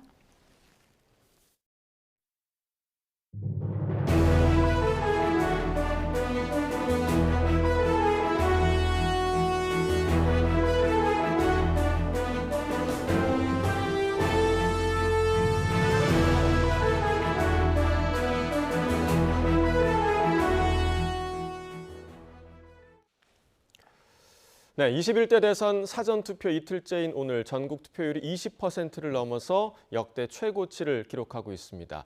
점심시간을 활용해서 소중한 한 표를 행사하려는 유권자들도 많다고 하는데요. 사전투표소 현장에 YTN 취재기자가 나가 있습니다. 김다현 기자. 네, 서울 구로 구민회관입니다. 네, 김 기자 뒤로 투표장 모습이 보이고 있는데 현장 분위기 자세히 전해주시죠. 네, 이곳 사전투표소에는 이른 아침부터 지금까지 꾸준히 유권자들의 발걸음이 이어지고 있습니다. 특히 점심시간을 활용해서 소중한 한 표를 행사하려는 직장인들이 눈에 띄었는데요. 유권자들의 이야기 직접 담아봤습니다. 들어보시죠. 아침에 또 운동을 하고 바로 직장으로 나가는 터라 지금 시간이 또 마땅치가 않고 사전투표 꼭 해야 되겠다 해서 나왔습니다. 피곤하진 않으세요? 상쾌합니다. 네, 좋습니다. 제21대 대선 사전투표 이틀째인 오늘 투표율은 낮 12시 기준 25.79%로 집계됐습니다. 중앙선거관리위원회는 어제부터 오늘 낮 12시까지 전체 유권자 4,439만여 명 가운데 1,100만여 명이 투표를 마쳤다며 이같이 밝혔습니다. 지난 20대 대선 사전투표 같은 시간대 투표율인 25.19%와 비교하면 0.6%포인트 높은 수치로 역대 가장 높은 동시간대 사전투표율입니다. 사전투표가 모두 평일에 치러지는 만큼 주말을 꼈을 때보다 투표율 분산이 적고 비상계엄 사태로 인한 조기 대선에 유권자들의 관심이 높아진 게 원인으로 분석됩니다. 이런 추세가 이어진다면 지난 20대 대선에서 기록한 최고 사전투표율 36.93%를 넘을 수 있다는 전망도 나옵니다. 사전투표는 오늘 오후 6시까지 전국 3,568개 사전투표소에서 이루어지는데요. 만 18세 이상 국민이면 누구나 주소지에 상관없이 투표할 수 있는데 유권자는 주민등록증이나 여권, 운전면허증 등 신분증을 지참해야 합니다. 이런 가운데 오늘 SNS 등에는 경기 용인의 한 사전투표소에서 관외 사전투표 회송용 봉투에서 이미 기표된 용지가 나왔다는 의혹이 제기됐습니다. 이에 대해 중앙선관위는 선거인이 혼란을 부추길 목적으로 일으킨 자작극으로 의심된다고 밝혔습니다. 서울 강남구에 있는 한 사전투표소에는 사전투표 사무원이 배우자 주민등록증을 이용해 대리 투표한 혐의로 체포되기도 했습니다. 지금까지 서울 구로구민회관 사전투표소에서 YTN 김다현입니다. 중앙선거관리위원회가 사전투표 과정에서 관리가 부실했다고 인정하며 대국민 사과문을 발표했습니다. 선관위 김용빈 사무총장은 사과문을 통해 투표용지를 받은 관외 선거인 대기줄이 투표소 밖으로 이어지고 일부 선거인은 줄에서 이탈하는 등 통제가 부실했다며 이같이 밝혔습니다. 이어 이러한 사건은 국민 상식선에서 있을 수 없는 일이라며 선관위의 잘못으로 유권자에게 혼선을 빚게 했다고 고개를 숙였습니다. 더불어민주당은 사전투표용지 반출 논란을 두고 잘못을 잘 평가해보고 재발 방지에 만전을 기해달라고 중앙선거관리위원회에 촉구했습니다. 민주당 선대위 조승래 수석대변인은 당사 브리핑에서 주권자가 선관위를 불신하는 상황이 되면 안 되지 않겠느냐며 이같이 밝혔습니다. 국민의힘은 이번 사전투표용지 반출 논란을 두고 지난 대선 당시 불거진 소쿠리 투표 사태보다 훨씬 심각한 사안이라고 비판했습니다. 장동혁 선대위 상황실장은 본부장단 회의에서 외부로 반출된 투표용지는 이미 전국 선관위로 발송돼서 어떤 조치를 할 수도 없고 어떤 문제가 있는지도 확인이 어려운 상황이라고 지적했습니다. 이러한 논란과 관련해 시민단체가 중앙선거관리위원회 간부들을 고발했습니다. 시민단체 서민민생대책위원회는 어제 서울 남부지방검찰청에 노태학 선관위원장과 김용빈 사무총장, 허철훈 사무차장을 직무유기 등의 혐의로 고발했습니다. 사전투표 이틀째인 오늘 서울 낮 기온이 30도에 육박하겠습니다. 다만 대기 불안정은 다소 해소돼 우박을 동반한 소나기가 오는 곳은 어제보다 줄어들 전망인데요. 대선 당일에는 비가 오는 곳이 확대할 가능성도 있다고 합니다. 취재기자 연결해 자세한 기상 전망 알아봅니다. 김민경 기자, 어제는 소나기와 함께 우박까지 쏟아졌는데 오늘은 어떻습니까? 네, 최근 상층 흐름이 느려지면서 한반도 상공에 찬 공기가 머물고 낮에는 강한 햇볕의 영향으로 지표면이 데워져 대기가 무척 불안정했습니다. 이로 인해 소나기가 자주 쏟아지고 전국 곳곳에 우박까지 동반된 건데요. 오늘은 어제보다는 상황이 나아질 걸로 예상됩니다. 기상청은 찬 공기가 점차 남쪽으로 내려가면서 대기 불안정이 해소돼 오늘은 남부 일부에만 5에서 10mm가량의 약한 소나기가 내릴 걸로 내다봤습니다. 다만 오늘 더위는 여전합니다. 서울 낮 기온이 어제보다 더 올라 29도로 한여름 수준을 보이겠고 대전과 광주, 대구 등 그 밖의 지역도 25도를 웃돌며 덥겠습니다. 주말에도 고기압의 영향이 이어지면서 맑고 더운 날씨가 이어지겠고 곳에 따라 30도를 웃도는 지역도 있겠습니다. 네, 대선 본투표일인 다음 주 화요일에는 제주도에만 비 예보가 있었는데 전국적으로 확대할 가능성도 있다고요? 네, 대선일인 다음 주 화요일 한반도 남쪽을 지나는 저기압의 영향으로 제주도에 비가 예보됐었는데요. 오늘 기상청 중기예보에서는 남부 일부 지역까지 비가 확대됐습니다. 앞서 기상청은 어제 브리핑을 통해 저기압의 이동 경로와 속도가 유동적이라 비가 내리는 지역이 더 넓어질 수 있다고 밝혔는데요. 현재 일부 예측 모델들은 전국에 비가 내릴 가능성을 제시하고 있어서 강수 지역이 전국으로 확대될 가능성도 있는 상황입니다. 예전보다 날씨가 투표율에 미치는 영향은 줄었지만 소중한 한 표를 위한 발걸음이 불편하지 않도록 최신 기상 정보를 미리 확인하는 게 좋습니다. 지금까지 과학기상부에서 YTN 김민경입니다. 포항에서 훈련 도중 해군 해상 초계기가 추락한 사고와 관련해 해군은 사고 1분 전 조종석과 관제탑 사이 교신이 있었지만 비상 내용은 없었다고 전했습니다. 해군 사고대책본부는 오늘 브리핑에서 어제 낮 1시 49분에 발생한 추락사고 1분 전인 낮 1시 48분에 관제탑과 교신한 내용을 공개하며 이같이 밝혔습니다. 그러면서 해군은 기체 외부 통화인 관제탑 교신과 함께 기체 내부 통화 내용이 담긴 음성 기록 저장 장치를 현장에서 확보해 분석을 진행하고 있다고 설명했습니다. 추락 장소는 훈련 비행 경로 내부로 활주로 간 거리는 1.5마일 정도였고 사고기는 활주로를 접촉한 뒤 재상승하는 훈련 도중 사고가 난 거로 파악됐습니다. 해군은 초계기 추락사고 순직자들에 대한 장례식을 해군장으로 치른다고 밝혔습니다. 이에 따라 해군은 경북 포항시 남구 해군 항공사령부 체육관에 합동 분향소를 마련했으며 순직자는 다음 달 1일 영결식을 거행한 뒤 대전 현충원에 안장될 예정입니다. 티몬과 위메프에서 판매된 상품권에 대해 상품권 발행자의 소비자 환급 책임이 있다는 소비자분쟁조정위원회 결정이 나왔습니다. 티몬과 위메프를 통해 판매된 상품권이라도 발행자는 티메프 외 112개 사업자로 다양한데 소비자에 대한 환급 책임이 우선 발행자에게 있다는 판단이 나온 겁니다. 한국소비자원 소비자분쟁조정위원회는 티몬과 위메프에서 판매된 상품권과 해피머니 상품권 등 2건의 집단 분쟁조정 신청 사건에 대해 이같이 판단했습니다. 비상계엄 사태를 수사하는 검찰이 윤석열 전 대통령 등 주요 인사들의 비화폰 서버 기록을 확보하고 있습니다. 검찰 비상계엄 특별수사본부는 오늘 대통령 경호처를 찾아 비화폰 서버에서 필요한 자료를 추출하는 임의 제출 절차를 진행하고 있습니다.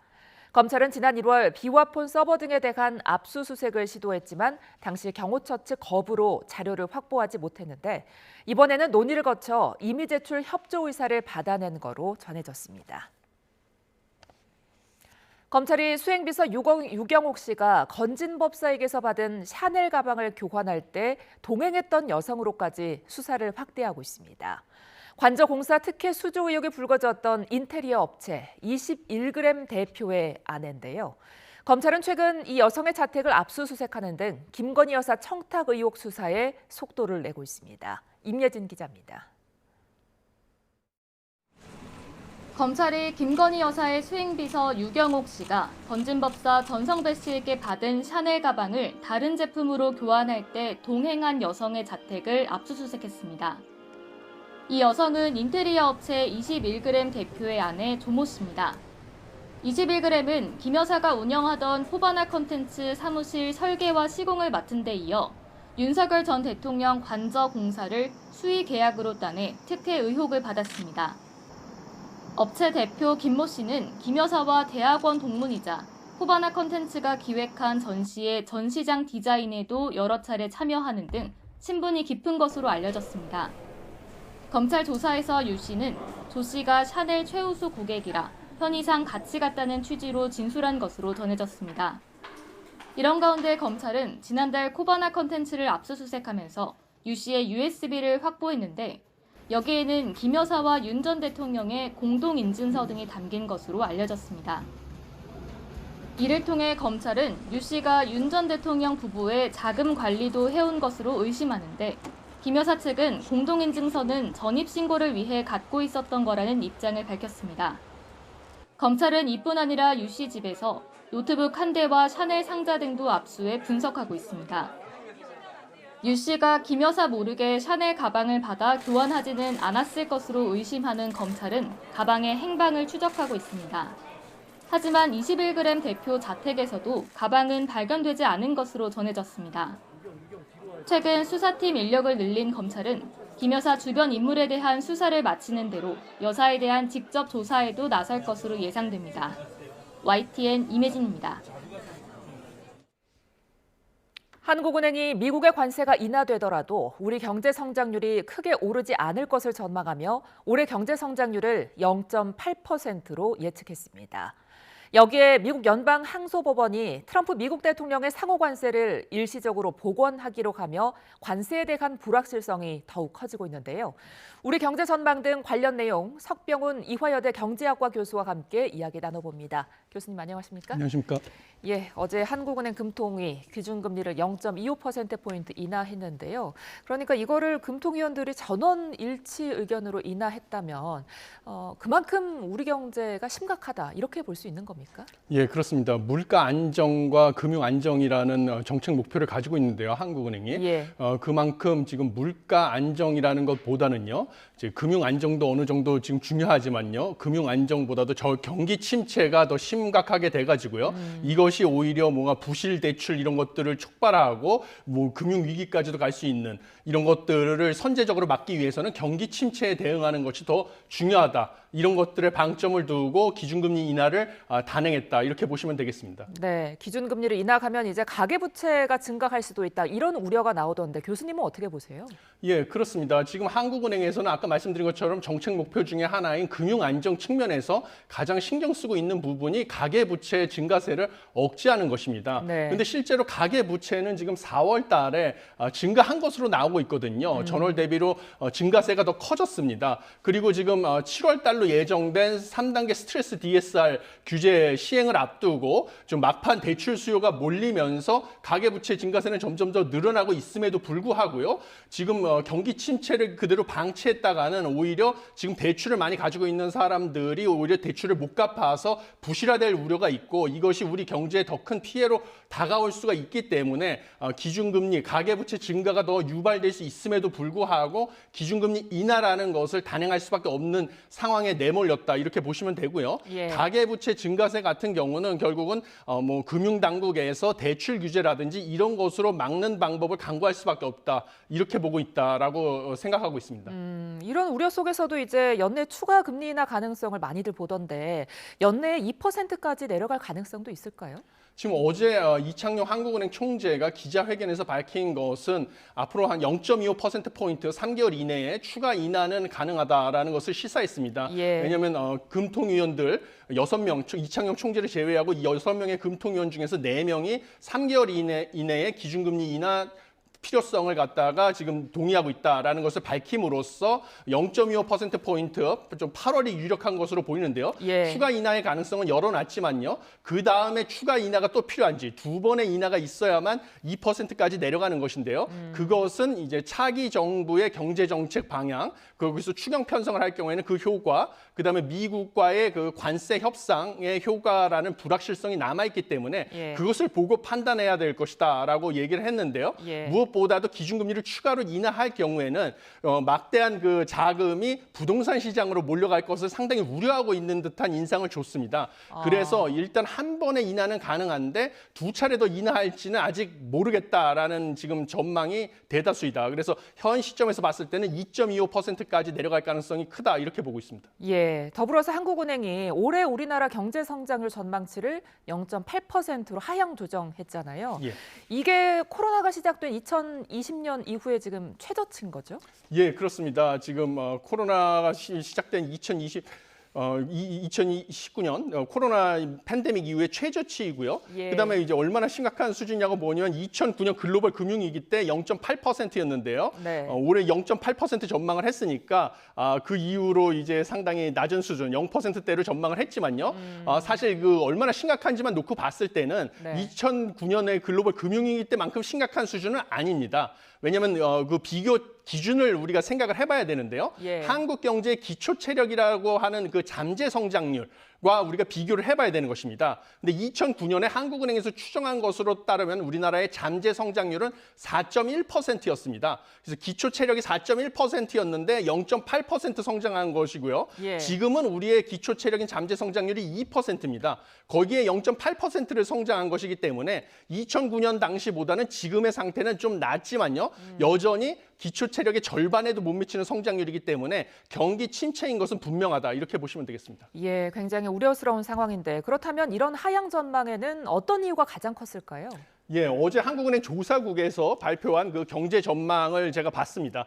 그런데 가장 크게 하향 전망한 이유는 미국의 그 관세 정책의 그 관세 인상의 속도와 폭이 지난 2월 전망 때보다 지나치게 넓고 속도도 빨랐기 때문입니다. 2월 전망 당시에는 관세율이 5에서 10% 정도라고 전망을 했는데요.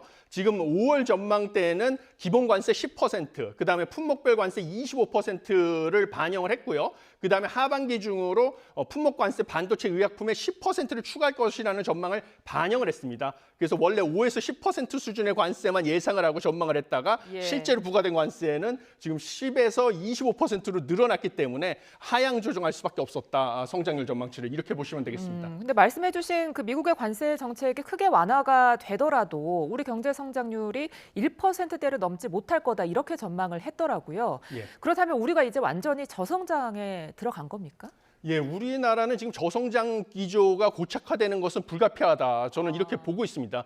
그 이유는 아까 말씀드린 우리 경제의 기초 체력이라고 하는 잠재 성장률이 추세적으로 하락하고 있다는 것은 여러 가지 그 연구 성과로 나타나고 있기 때문입니다. 한국은행의 그 전망에 따르면요, 우리나라의 기초 체력인 잠재 성장률이 현재 2%인데요. 10년 뒤인 2035년에는 반토막인 1.1%까지 내려가고요. 20년 뒤인 2045년에는 0.6%까지 내려가는 게 예정이 돼 있습니다. 이것은 급격한 인구 구조 변화, 저출생과 고령화로 인해서 노동력도 급감하고 기업의 투자가 줄어드니까 자본도 줄어들고요. 그다음에 우리 경제 생산성도 따라서 떨어지기 때문이거든요. 이렇게 기초 체력이 떨어지니까 저성장은 고착화되는 것은 불가피하는데 최근에 통상 질서의 불확실성, 그다음에 국내 정치적인 불확실성까지 더해지면서 이런 저성장 고착화 기조가 더 빨라질 수 있다. 이렇게 보시면 되겠습니다. 예, 지금 대선이 코앞이잖아요. 예. 각 대선 후보들마다 이제 추경을 막 저마다 이제 공약으로 내걸고 있는데 새 정부가 출범하고 이제 추경이 있다면 경제 성장률에 좀 도움이 되겠습니까? 예, 추경이 있다고 하면 없는 것보다는 도움이 될 수는 있지만요. 지금 올해 그 0%대의 성장률을 갖다가 뭐 1%대로 반전시킬 정도로 막대한 규모의 추경을 편성하는 것 자체는 우리나라의 재정 건전성을 살펴봤을 때는 불가능하다. 저는 이렇게 보고 있습니다. 왜냐하면 그 IMF에서 4월 달에 발표한 재정 점검 보고서를 바탕으로 제가 계산한 바에 따르면요. 2016년부터 2030년까지 IMF가 지금 추정한 거에 따르면요. 우리나라의 그 일반 정부 부채, GDP 대비 일반 정부 부채의 연평균 증가율이 무려 3%입니다. 근데 G20 선진국의 연평균 증가율이 무려 4.6배가 되고요. 미국의 최근에 신용 등급이 강등된 국가 부채 채무 때문에 미국의 2.3배가 되거든요.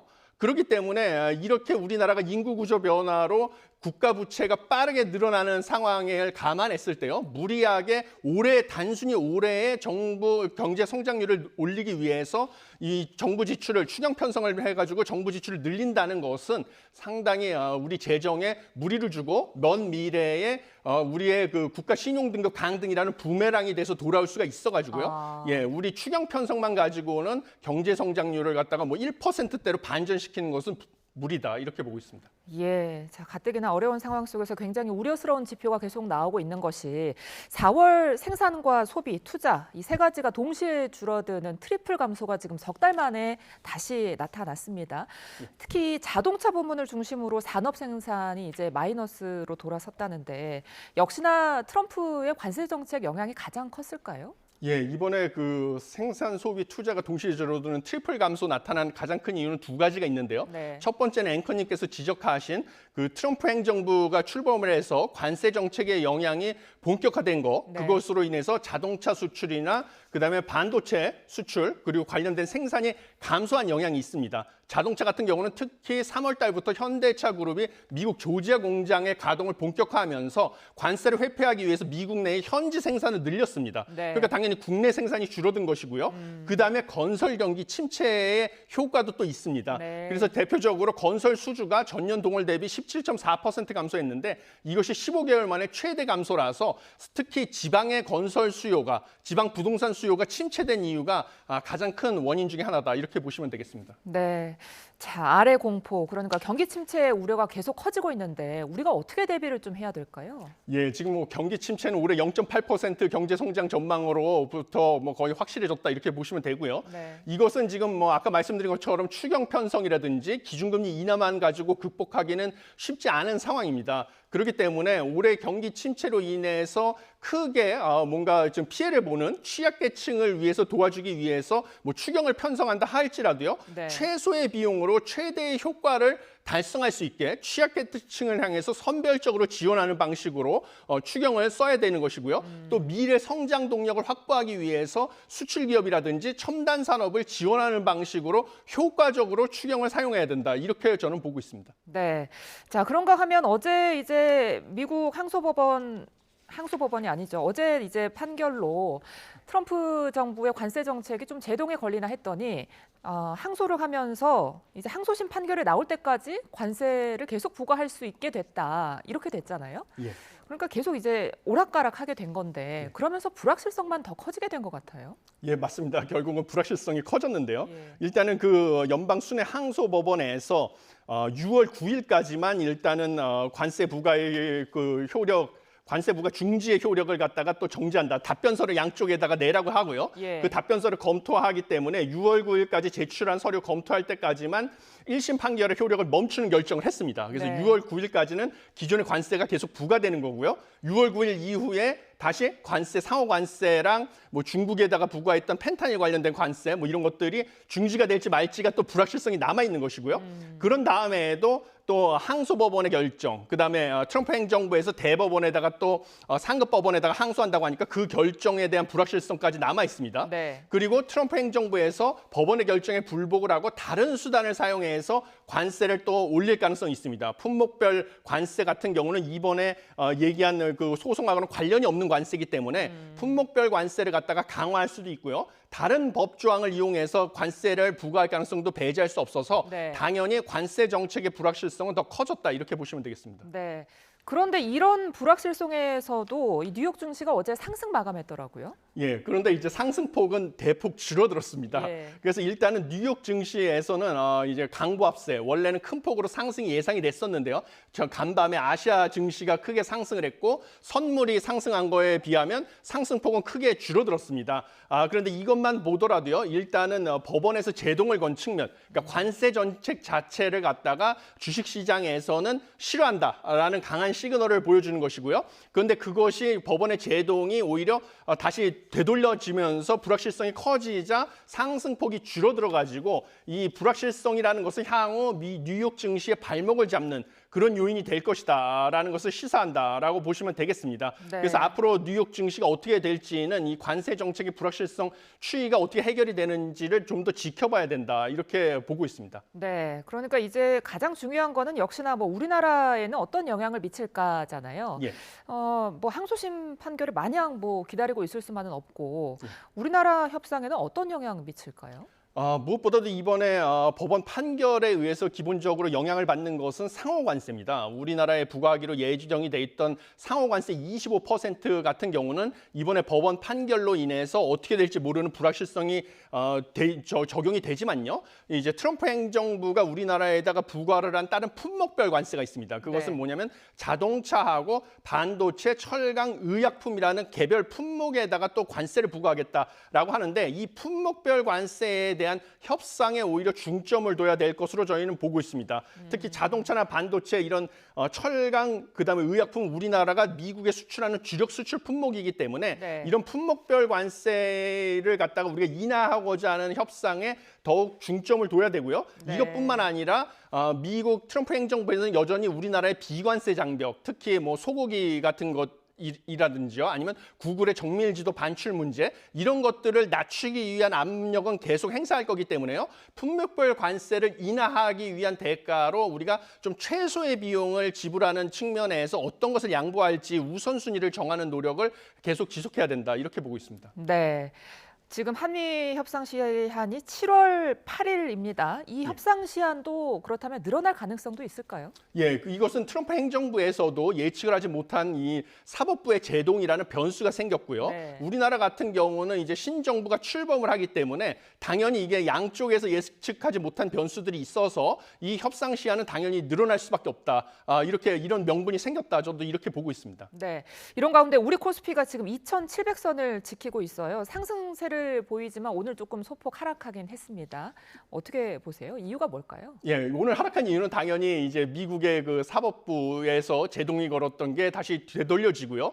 이게 이제 트럼프 행정부에서 다른 법조항을 들이대면서 관세 정책의 불확실성이 커질 것으로 보이니까 그것을 반영해서 우리나라의 주식 시장이 다시 또 상승폭을 줄이는 것으로 보고 있습니다. 그렇지만 중요한 것은 지금 외국인, 최근에 우리나라 주가 코스피 2,700선까지 끌어올리게 된 가장 큰 요인은 이제 외국인 투자자들이 매수세가 유입되고 있는 점인데요. 근데 외국인 투자자들이 매수세가 유입된 세 가지의 요인이 있습니다. 그 첫 번째 요인이라는 것은 관세 전쟁의 긴장이 완화된 측면. 그러니까 미국이 주요국에 대한 새로운 상호 관세를 7월 초까지 유예했죠. 그다음에 중국과의 관세 전쟁을 휴전을 한 거. 이것이 결국은 수출에 대한 의존도가 높은 한국에 대해서 외국인 투자 자금이 유입되게 한 측면이 있는데요. 이거에 대한 불확실성 때문에 약간 이제 주가가 조정이 된 거가 있고요. 두 번째는 원달러 환율입니다. 원달러 환율이 다른 나라에 비해서 상당히 크게 상승을 했습니다. 그러니까 이제 원화가 싸진 거죠, 상대적으로. 그러니까 달러를 이용해서 싼 원화로 환전을 한 다음에 한국 주식을 확보하고 나중에 원달러 환율이 안정이 되게 되면 도로 투자 자금을 달러로 환전할 때 환차익까지 얻을 수가 있는 겁니다. 외국인 투자자 입장에서는. 그래서 그런 효과를 노려서 들어온 점. 마지막은 지금 대선을 앞두고 여러 여야 대선 주자들이 주가를 부양하겠다는 공약을 내걸지 않았습니까? 그래서 대선이 끝난 다음에는 정치적 불확실성도 해소가 되니까 주가가 일부 상승할 것이라는 전망, 이 세 가지 이유 때문에 외국인 투자자들이 유입이 된 건데요. 그중에서 첫 번째 전망, 그 관세 전쟁에 대한 불확실성 때문에 일부 조정을 받았는데 이 세 가지 요인, 관세 전쟁에 대한 불확실성 측면이 좀 영향을 받을 건데 그래도 두 가지 환율 같은 경우는 지금보다는 좀 하향 조정될 가능성이 있고요. 그다음에 이제 뭐 대선 결과가 끝나고 나면 주가를 부양시키기 위한 공약을 좀 이행하려고 노력을 할 것 같으니까 당분간은 그래도 현 시점보다는 주가는 상승할 수는 있다 이렇게 보고 있습니다. 그러니까 말씀하신 그 대선 주자들의 주가 부양 공약 이 부분은 좀 현실성이 있다고 보세요? 어떻게 보세요? 예, 상당히 좀 어려운 질문인데요. 지금 뭐 경제학자 입장에서 봤을 때는요.